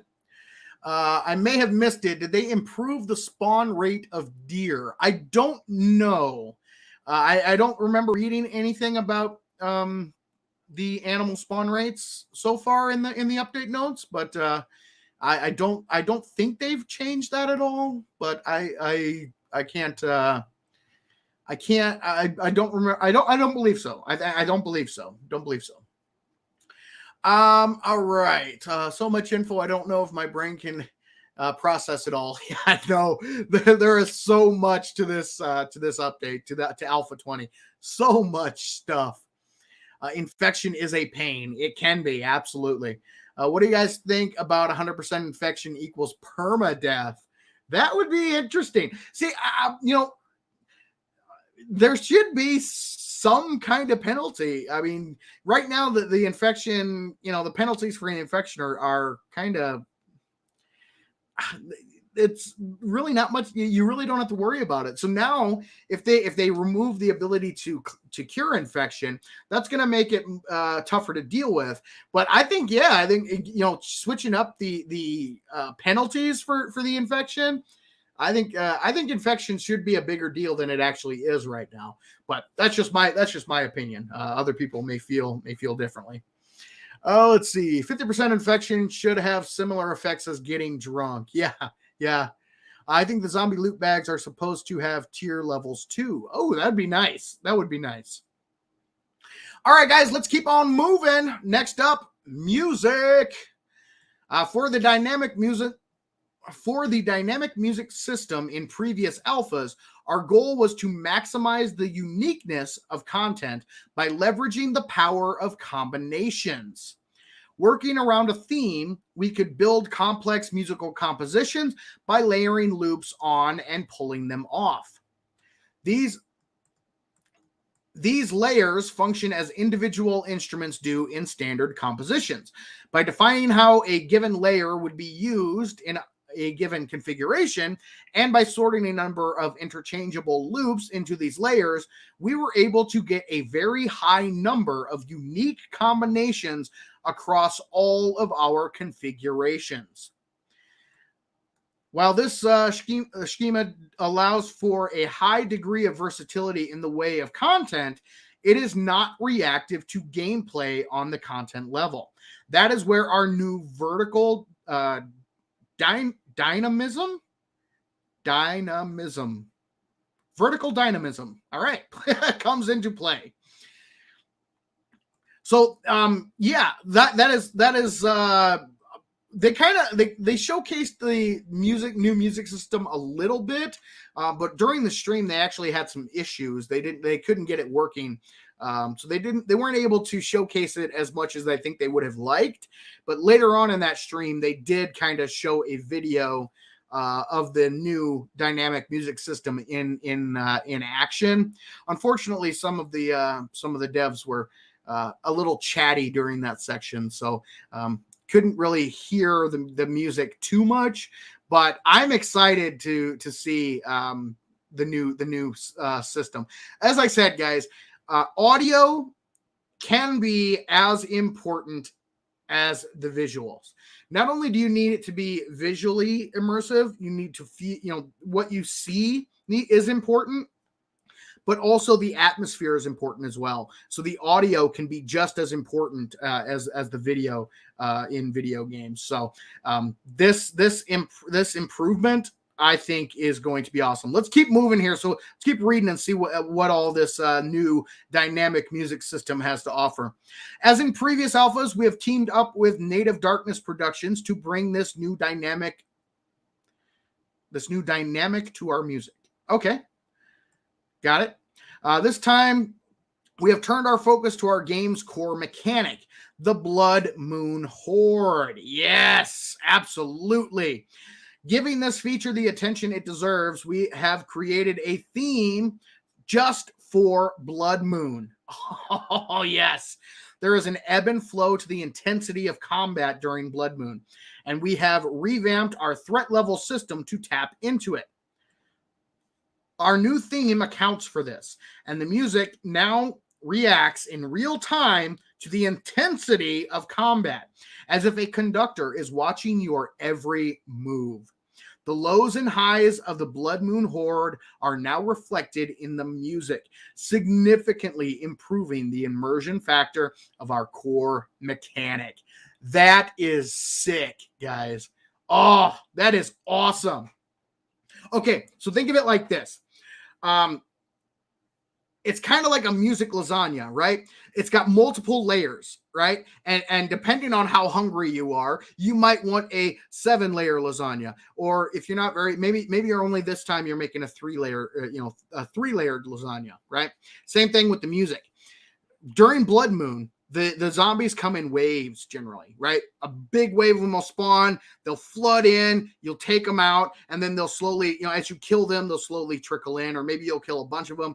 And then as the horde ramps up and gets more difficult, your music lasagna gets much more elaborate and intense. So maybe in the beginning, yes, musical lasagna, exactly right. So maybe in the beginning, you're only dealing with, it's not quite as intense. But as the combat gets more and more intense, the music gets more and more intense. Man, it just draws you in and makes you feel that the zombies are seconds away from tearing you to shreds. Again, audio can add so much to the experience, and this new music system sounds sick. It sounds awesome. Oh my god. New Blood Moon music with threat responsive layering system. See, layering like a lasagna. Improved layering with added complexity for layered tracks. Improved randomization. Over 6.5 million combinations, holy crap, of tracks across all configurations, and a new threat responsive ambient audio system.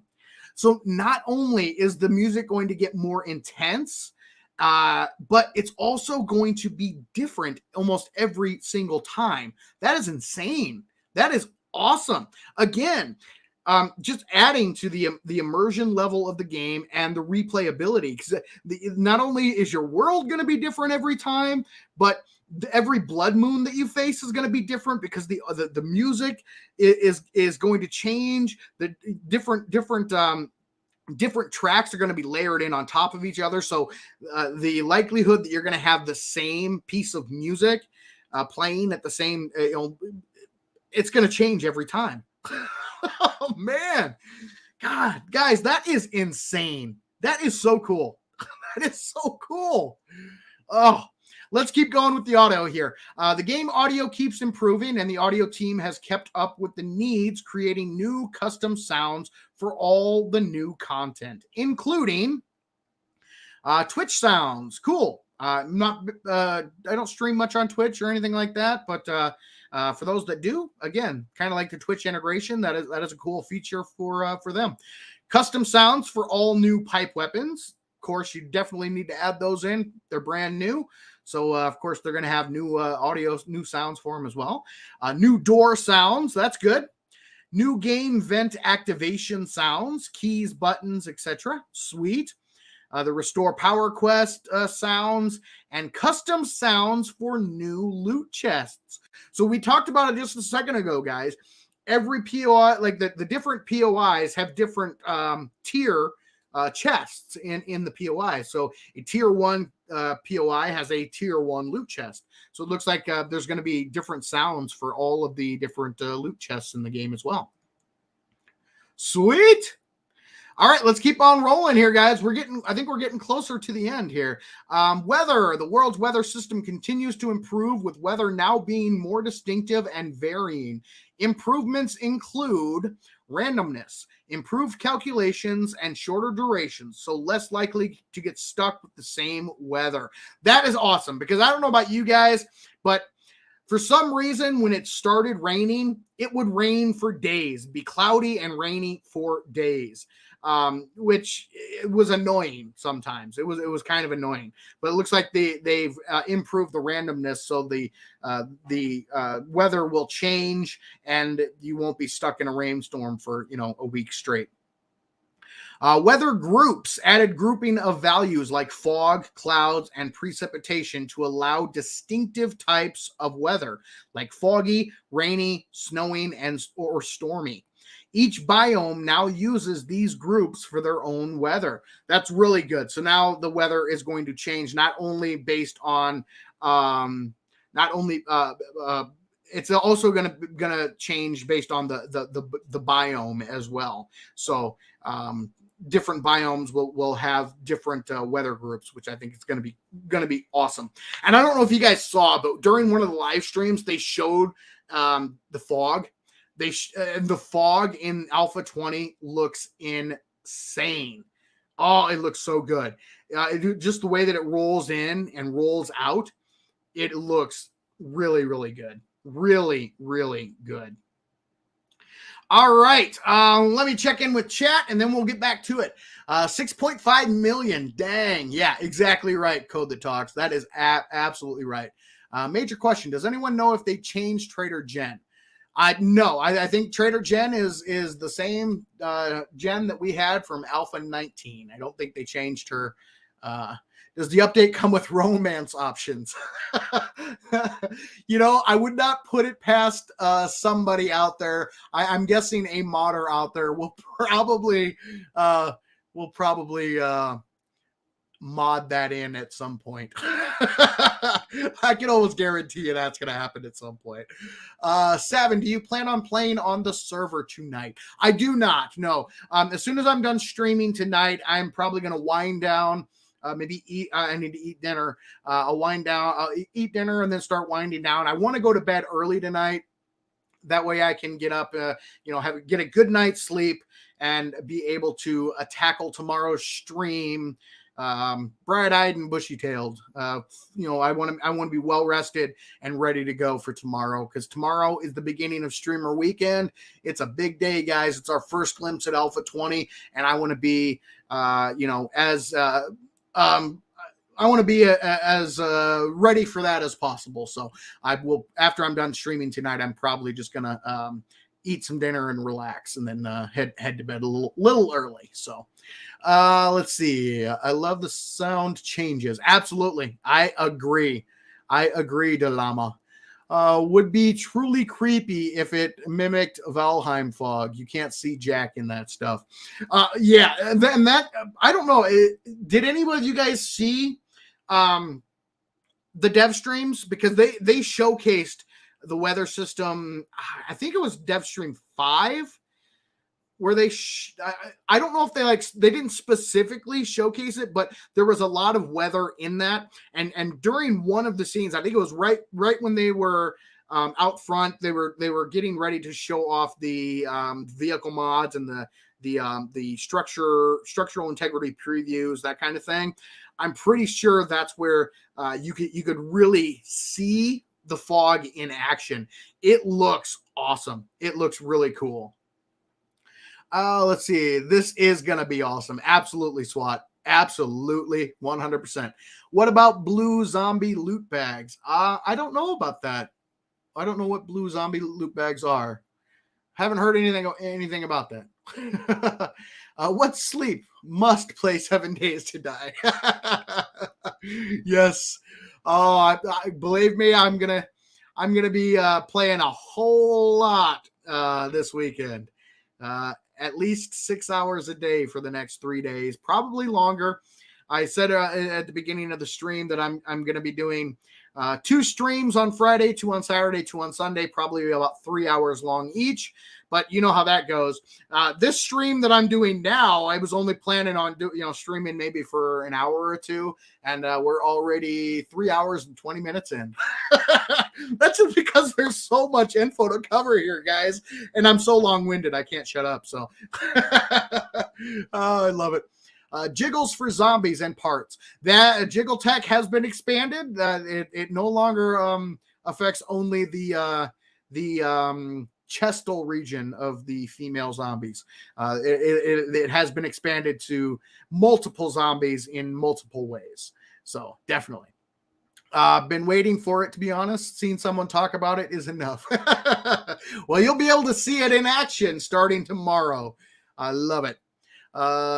More like 2 times 6 hour sets. Probably, Matt. You are probably right. There is some info on the 2 other Z packs that will be added a little further down. Oh, okay, cool. So we just haven't gotten to that yet. All right. Okay. Well, let's keep rolling here, guys. Next up, we have video options. Let's see here. Several quality settings have been changed to better control the game's rendering.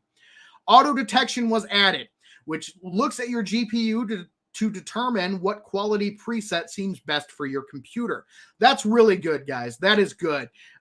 Sometimes, especially, not everybody is a computer expert, right? In fact, most people aren't that, they don't know it, and sometimes it's tough to know what all your system can handle, and having an auto detection system that's going to be awesome. The first time Alpha 20 is run, it will reset the video options and a preset will be chosen. New options include the anti-aliasing. Temporal is an added choice. It is an advanced rendering technique that smooths edges based on motion. And then AA sharpening. With TAA on, you can use the sharpening option to increase how strong edges look in the game. Awesome. Real quick, let me just pop over here and throw this on here. Thank you very, very much, SWAT, for that $20 super chat. That is awesome. SWAT says, this is going to be awesome. Can't wait for streamer weekend. I'm right there with you. I cannot wait. It is going to be so awesome. There's going to be so much to cover, guys. So much to cover. So the reason I'm getting a good night's sleep tonight is because I'm pretty sure that I'm not going to be sleeping much for the next 3 days. I just know once I get into Alpha 20 and start diving into the game, I'm not going to want to quit. I'm just going to want to keep on going and keep on going. Now I'm going to have to force myself to take a break, to eat lunch. But yeah, the reason I want to get a good night's sleep tonight is because I know once I get access to Alpha 20, guys, I'm going to be streaming nonstop for 3 days. I just know it. I just know it. But SWAT, thank you very, very much for that super chat. I really appreciate the support. It's going to be awesome, guys. Yeah, so again, guys, if you haven't yet, make sure you subscribe and turn on notifications. That way you know when I do go live. I'm not exactly sure the specific times when I'm going to be going live. Tomorrow, it's all going to depend on how long it takes me to get it all downloaded and installed and that fun stuff. So, yeah, definitely turn on notifications so that way you know when I do go live. But yeah, it's we're in for a long weekend, guys, but it is going to be awesome. All right, let's keep on rolling here. Animation.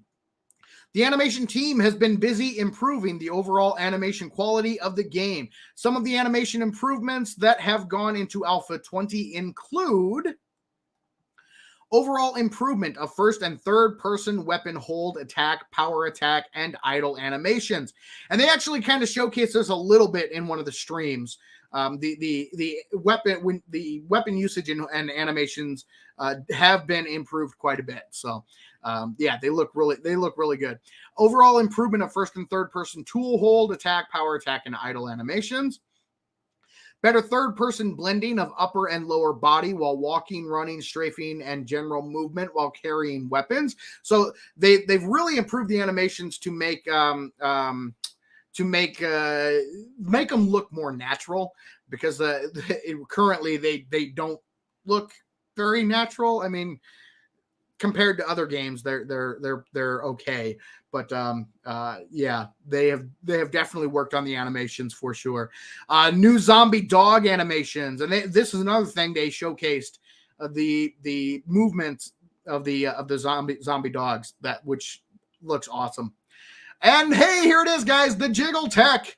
New Jiggle Tech adds dynamic movement based motion for the following zombies and parts. The bloated tourist, stomach and overall body fat. So you get some fat jiggle on the fat Hawaiian. The cop, same thing, stomach and overall body fat. And then Big Mama, stomach and overall body fat. The lab tech, her hair, body wounds, and dangling hand. And they kind of showed a little video of that. And it looks cool because the hand is almost completely severed. And as she moves, the dangly hand part kind of wiggles back and forth. Oh, it looks cool. It looks cool. Soldier, the torso, body wounds, and torn uniform. They showcase that a little bit. The mutated zombie. Acid bubbles on skin, including blended animation. So those kind of pulsate and the colors change, the anime. It's really, really cool. They showed that one off a little bit too. And then the screamer, the clothing, hair, and movement of jaw and tongue. They also showcased well, they didn't showcase the clothing and hair, but they did show the movement of the jaw and the tongue with the new screamer, which is cool. And then of course you have it's not the stripper zombie anymore. It's now the nightlife zombie or something like that, or the club girl zombie. You've got the infamous Jiggle Tech that they initially showed off. So yes, there you go. New Jiggle Tech has been added, and it has been extended to much more than just the chestal region of the female zombies. All right, let's get back into chat here a little bit. The plan is never sleep till it's Alpha 21, LOL. Yeah. No sleep for another year and a half. 72 hours. You try to give him blood clots in legs. Well, I will say, guys, no matter how long I stream for, I will have to take breaks. Throw the commercials up every once in a while to get up and stretch and use the restroom. So I'm not one of those. There are some streamers out there that are like seriously dedicated, and like some gamers as well, where they will go to extreme lengths to make sure they do not have to leave their computer. Yeah, I'm not one of those guys. If I need to use the restroom, I'm going to take a break and get up and use the restroom. So I'm not that hardcore, guys. I'm sorry. We could all pitch in and buy him compression socks. Oh, you guys are awesome. Gotta periodically get up and move around. Sitting for too long is bad. Let's get up and stretch, walk around, just move, Yeah, exactly right. That's what I got to do.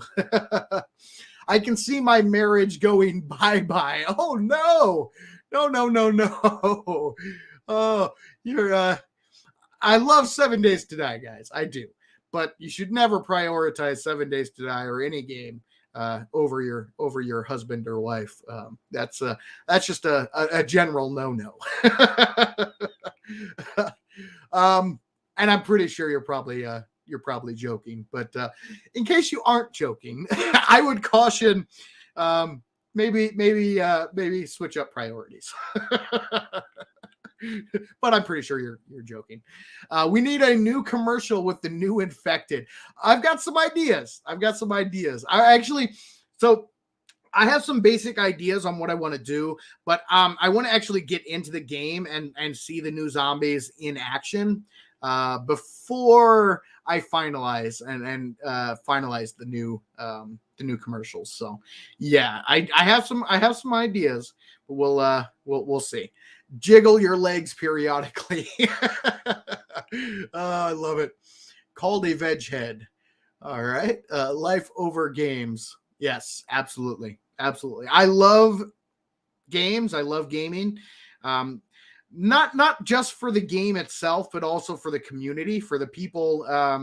That's probably the best thing that has come out of this YouTube experience is the community that has grown around Savin's World. I've met some really amazing people. So that is probably the biggest benefit to come out of this whole thing is there's so many awesome people in this community, and I've become friends with a lot of them, but you can't video like games. They're great. They're awesome. I think everyone should play games from time to time. I think it's important. You need entertainment. You need downtime. You need to escape the madness of the real world from time to time. But it's like anything in life, guys. You can't let it consume you. You know, you've got to live your life. And then when you need to take a break, that's when you hop into 7 Days to Die and slay some zombie jerks. That's how it goes. So yeah, moderation, everything in moderation. I love gaming. I love video games, but when that becomes your end all and be all, like with almost anything in life, that's when it becomes a problem. So I agree, Matt, life over games. Absolutely. I kind of hope the drone is mid-end game item. Yeah, I'd be interested to see where it actually lines up or where it actually becomes available in the loot tables. So yeah, that'd be interested to see.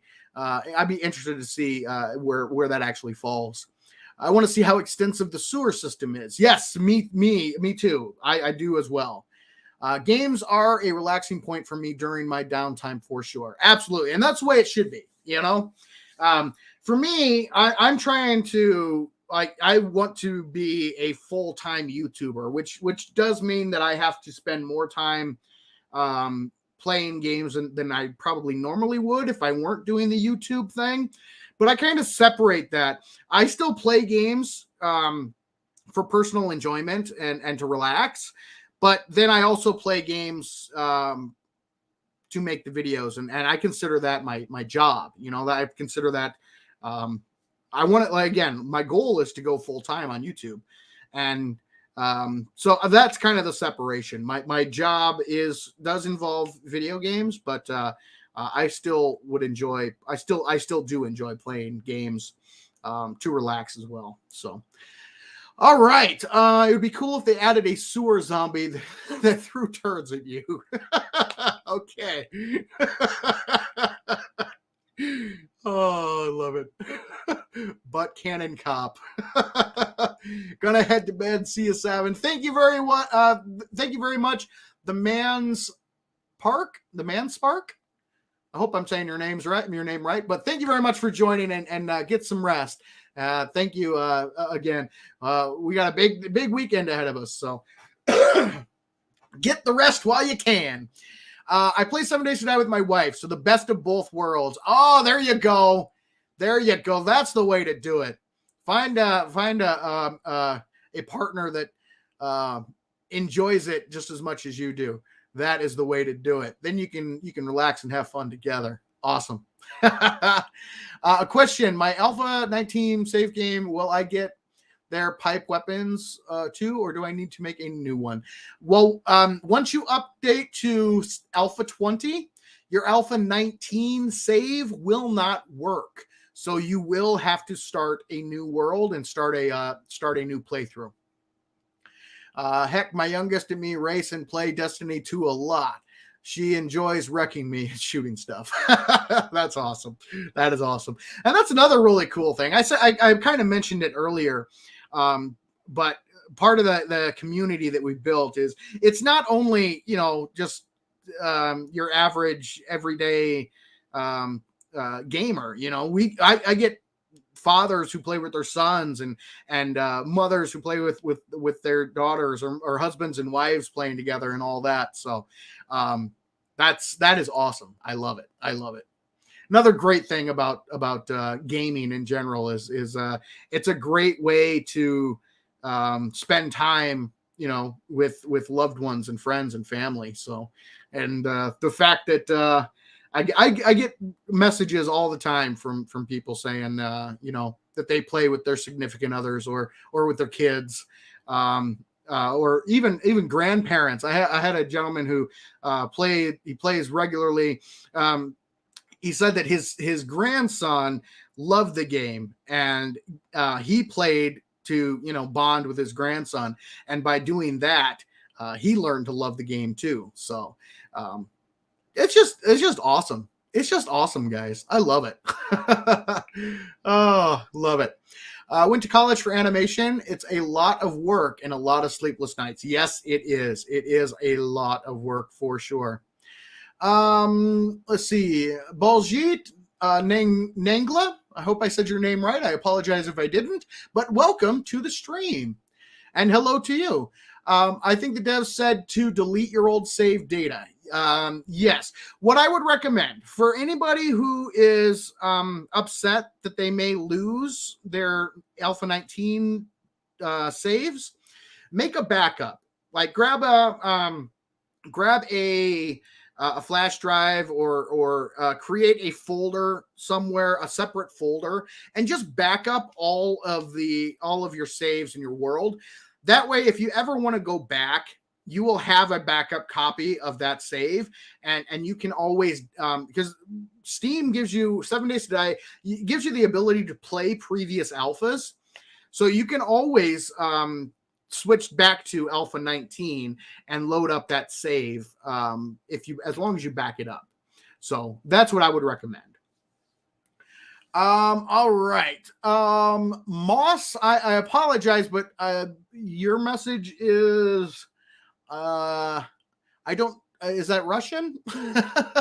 And I don't have a translator, so no way to translate that on the fly. So I'm not sure what you're asking. But if you can type your question in English, I'd be more than happy to answer it for you. Does anyone know if Alpha 19 POIs will work on Alpha 20? Gun Chronicle, if you're talking about like custom POIs, what you'll want to do is they did say that they have made so if you load that POI in the POI editor, there is an update tool in the POI editor that will allow you to transfer or to update any of the blocks that may be from Alpha 19 that are not compatible with Alpha 20. So I do believe that you will be able to update existing Alpha 19 custom POIs in the POI editor to work with Alpha 20, I believe. All right. Yes, that's Russian. Okay. He is asking, where is the translate option? Okay. Moslem asking, what time will be the stream on the game 7 days before death? Oh, what time will be the stream? Oh, what time will I be streaming Alpha 20? So Moss, if that was your question, I don't have a set time for tomorrow. It all depends on how quickly I am able to download and update to Alpha 20. Soon as I get that going, then I will get online and start streaming ASAP. So it goes live, like Alpha 20 Access Streamer Weekend starts at 12 p.m. Central Time. That is 11 a.m. my time. So I'm guessing it'll probably take maybe a half hour or hour to get everything set up. So yeah. I'm guessing probably about noon or 1 o'clock my time is when I would start, I would guess. Moss. Okay. So hopefully that answers your question, Moss. But I will be doing 2 streams every day. I'm going to be doing one in the early afternoon and then one in the evening. That's the plan, at least, guys. That's the plan. Again, I only expected this stream to last maybe an hour and a half, 2 hours, but here we are 3 hours and 40 minutes in, and I'm still yapping away. So, yes, we will see. I guarantee I was planning on doing like 2-3 hour streams each day, but it's probably going to end up being, much longer because there's so much to cover, guys. So much to cover. Oh my God, Savin, you've been going over patch notes for 3 hours and 40 minutes. Yes, I have. I think we're almost done. I think we're getting close. We're getting close. But God, that just goes to show you guys how much info how much stuff this update has to offer. I mean, it's crazy. It is crazy how much Alpha 20 is bringing to 7 days. Oh, I love it. Great front. Hey, Seven, any thoughts on the new Sons of the Forest trailer? I haven't seen it. Have they released a new trailer for the Sons of the Forest? I'm really interested in that game. It looks really, really good. I purchased the original Forest on PC. It was on sale a while back. And I wanted to actually, I've never played it. I've seen it. I have it on my console, but I've never played it on console or on PC. So I bought it for PC quite a while back with the intent of doing a Savin Tries stream and giving it a go for the very first time because I was so interested in what I had seen about Sons of the Forest. I think it looks like a really fun game. So I wanted to give the Forest a try first. But from what I'm hearing, you don't necessarily need to be familiar with the Forest in order to play Sons of the Forest. So we'll see.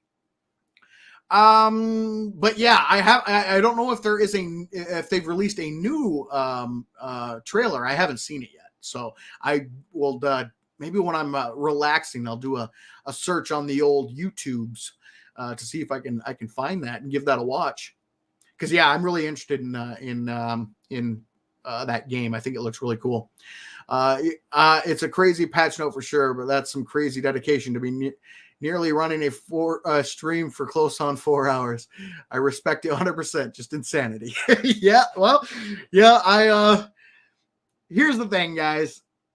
It's been a long couple of months. Very long, very tough. And I've missed the hell out of the streams, out of connecting with the community. I've missed this. And it just worked out so that I was able to get done with, the personal stuff I needed to deal with. Just in time for Alpha 20 to drop. I've been so excited for this Alpha. So I've been looking forward to this for so long. And now that it's finally here, and it's here at like the perfect time for me personally, I just didn't want to wait anymore. I want to get back to doing what I love to do. I love making the videos, and I love streaming and hanging out with you guys. That's the thing I probably love the most. So I didn't want to wait. Plus, there's a lot of info here that we can go through. We can set ourselves up, kind of know what we're jumping into for the streamer weekend. So I figured, what the hey, let's go. Let's get into it. And we're going to go. Let's go through this line by line. Let's see what this new Alpha has to offer. And let's chat about it. So that's what we did. Almost 4 hours ago we started, and we're getting close to the end, but worth it. Love it. I love it. And hopefully you guys are enjoying it as well. And if you are, make sure and hit that like button and let YouTube know. See how I worked that in there? It was beautiful. I'm getting better. I think I'm getting better. Or maybe not. Maybe I'm getting worse. I don't know. Release date for Sons of the Forest is May 20th. Oh, nice. Nice. Sweet. But this is why I come back to 7 time and time again, because my dude does stuff right. Thank you very much. I appreciate that. Do you think they are going to add more lore in the new cities? Yeah. So as we go, guys, so the few things they have left to work on, they want to add in the bandits, and they want to work on, like the major things are the bandits and the storyline. So the Duke and Noah and all that. So as we go, I do believe that they're going to incorporate more, not only like world lore, but also local lore. So like stuff to do with the Duke and stuff to do with Noah. As we get further down the road, I do believe they're going to be adding a lot more lore, because like I said, they have a plan for how they want to go, where they want to take the game, and they're just adding in the elements in the right order in order to get there. So that's kind of where we're at. So I think, yes, they will be adding more lore to the city as we go. Matt says, you rock, bro. Oops, that's rock. Awesome. All right, guys, let's get back into this. I think we got a few more things to cover here, and then we will be through the bulk of the release notes here. So next up, we have Dismemberment. Alpha 20 includes a preview of a new dismemberment feature to eventually replace the original system first introduced in Alpha 13. Wow, that the current dismemberment system has been around for quite a while, and the new system looks pretty sweet. The new feature will allow zombies to have better looking dismemberment effects, as well as unique effects per zombie. Visual damage on zombies will differ depending on the type of weapon used to damage them. Blunt weapons can cave in a zombie's head, while a bladed weapon can slice off the head entirely. Heads and limbs can be chopped off and can be seen falling to the ground, as well as some damage instances displaying custom animations and particle effects. The initial release will include support added to a small number of zombies, with subsequent updates expanding support to all zombies. So they kind of showcased this a little bit. The new dismemberment system looks pretty sick. Looks awesome. And it's only going to work for a few zombies in the beginning, but they're going to add more and more as we go along. And eventually it will cover all of the zombies as well. All right. So the Twitch, guys, I am not going to go over the Twitch. I don't use Twitch. If you guys are interested in the Twitch integration and all the improvements that have been made, I would recommend going to the forum and reading this. I'm not going to worry about it because I don't stream to Twitch. I don't use Twitch. But if you're interested in that, I would recommend hitting up the forum and reading this section. For me, though, I'm going to go ahead and skip it. They did add quite a lot, it looks like, to the Twitch integration. Looks like it's going to be pretty cool. I'm just going to check here and see where we're at. All right, server admin and multiplayer. All right, so we're going to stop here, guys. We're going to stop at the change log. We're not going to go through every single item there. So let's go back up. Looks like we've got modding tools and the server admin and multiplayer left to go. So we're gonna burn through these quick because I'm getting tired and we're going on 4 hours here. So it's about time to wrap this little stream up and in preparation for the main event starting tomorrow. So let's move on to modding tools. The tools team has been busy the past year improving proprietary tools to speed up interval development and continue to support the 7 Days thriving modding community. Here are just a few of the many tools and modding support improvements Alpha 20 has to offer. World editor improvements. When placing a new prefab, it is centered with its front side on the position you selected and are aligned with the ground level in that position. While moving prefabs around, they show a preview of their contents. Moving prefabs becomes faster the farther the player is away from them, making it easier to move prefabs across bigger distances. Placing/removing prefabs is now managed from the prefab browser known from the POI editor. Show prefab names on the POI selection boxes can be toggled in the World Tools tab. Show info about the selected POI in the escape menu, and prefabs you are close to always show their orientation. This is awesome, guys. Changing the world editor. So currently, trying to put down custom POIs into a world is a pain in the butt. It is annoying. It doesn't work all the time. Stuff doesn't save properly. Stuff doesn't place properly. It can be really frustrating. So seeing that they're working on the world editor, improving prefab placement, that is going to be nice. That is going to be good. POI editor improvements, allowing highlighting all blocks of a certain type from the Level Tools 2 tab. Oh, that's good. That's good. Allowing restricting paintbrush operations to block within the current selection box. Cool. Add option to select the biome used for play testing. Debug mode and creative mode are enabled in play testing by default. Okay, I really didn't mind having to turn those on and off. That one that's what I think. But cool. Escape menu shows the quest tier of the current POI. That is good. Allows rebinding the keys to change block density. Added paint surface radial painting option to paint contiguous coplanar surfaces. Awesome. I'm not going to go through the XMLs. I'm not a modder, so I don't mess with the XMLs much. So again, if you guys are modders or if you are interested in this, I would recommend checking out the forum and reading through this. So, however, I will go through this section here.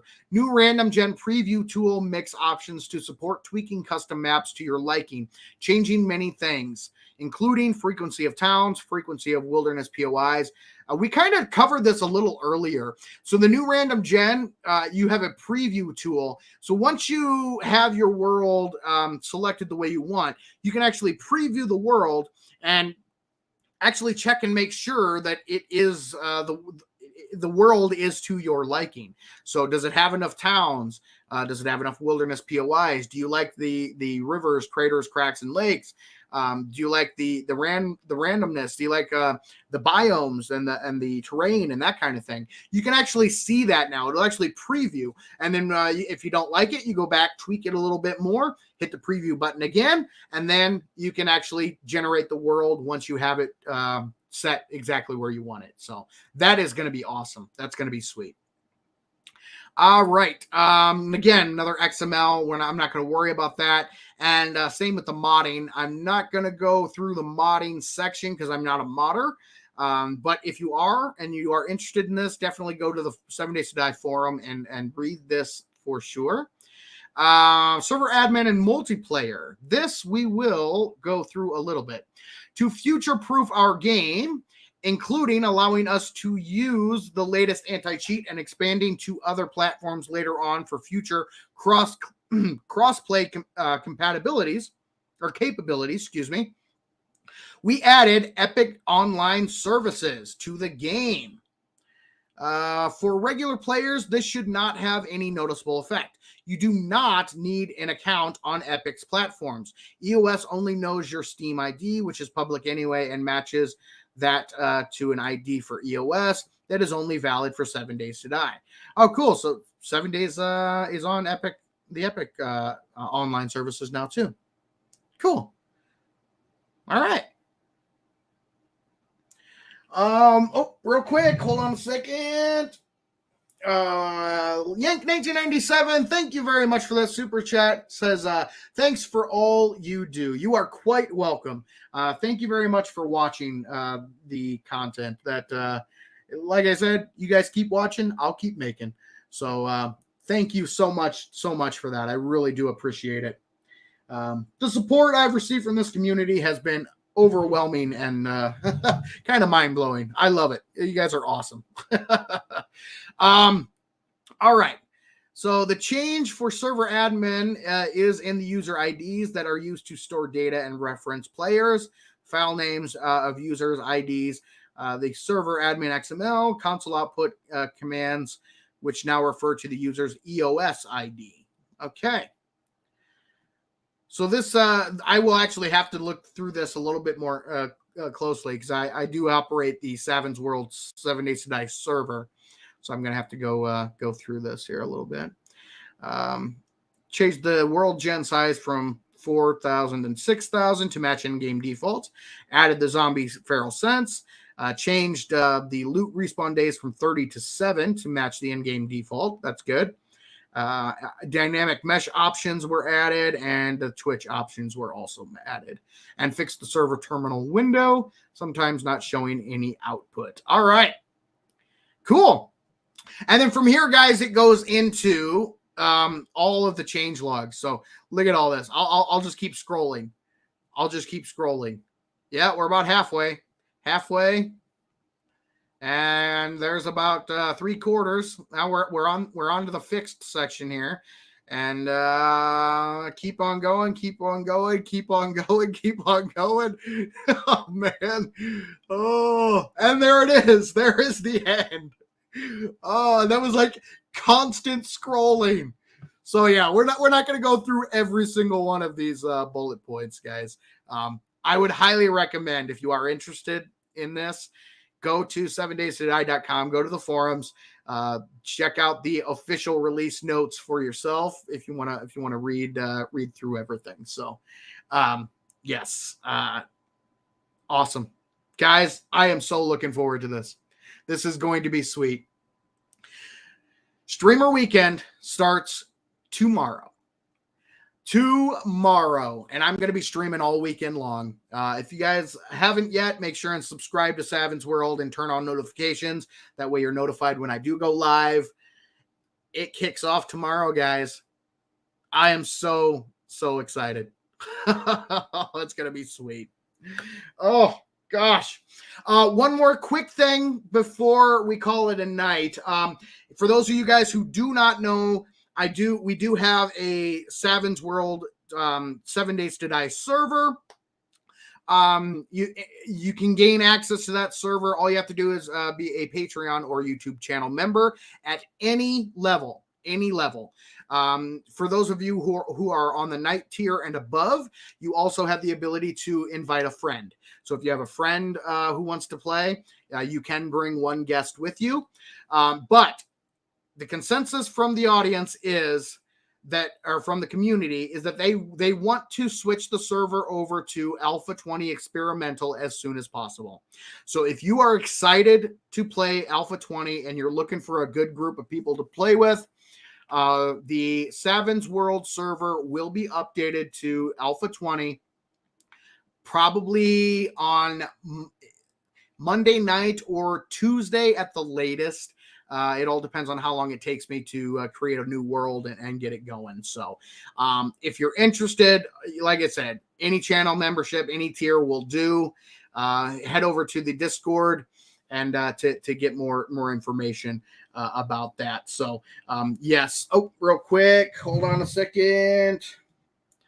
Wesley Robinson with that super chat, $10 super chat. Thank you very much, Wesley. I really appreciate the support. If you have a message, oh, there it is. Okay. So I was just going to say that. There we go. Savin, forgot to send the message.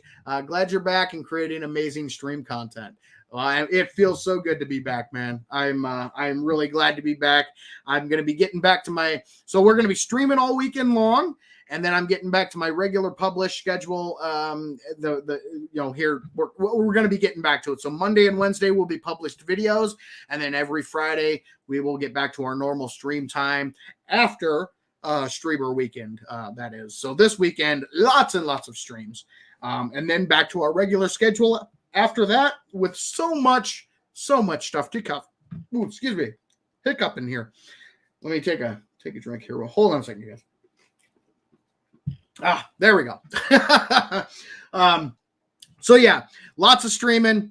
Then we'll get back to our regular schedule after that. So, and we've got, you guys saw 4 hours. We're 4 hours in, and yeah, and I skipped a little bit too. And we just now got through all of the release notes. Oh, that is awesome. There's a lot to cover here, guys. It's gonna be great. But like I said, if you're interested in joining, playing on the Savins World server, all you have to do is be a Patreon or YouTube channel member at any tier, and that'll gain you access to the vanilla server, which will be switched over to Alpha 20 Experimental, coming either Monday or Tuesday at the latest. We also have a Darkness Falls server as well that you will gain access to. So if you're interested in that, that option is definitely there. However, I would recommend joining the Discord server even if you do not become a member, because there are awesome people on that that you can chat with all the time. So I love the community on Discord. Just the community in general has just been awesome. So anyway, I'm kind of rambling here, guys. I'm going to wrap it up. We're going to call the stream there. I want to thank you guys all very, very much for joining me today. Tomorrow, we are jumping into Alpha 20 proper. Oh, Streamer Weekend is here. Alpha 20 is finally here. The long wait is over. Oh, I'm going to go eat some dinner, relax, get a good night's sleep, and get ready for the streams. It's going to be awesome, guys. But for now, this is Savin saying thank you, ladies and gentlemen, for joining me in Savin's World. And remember, the average gamer is always king of the hill on the bell curve. Have a great night, everyone.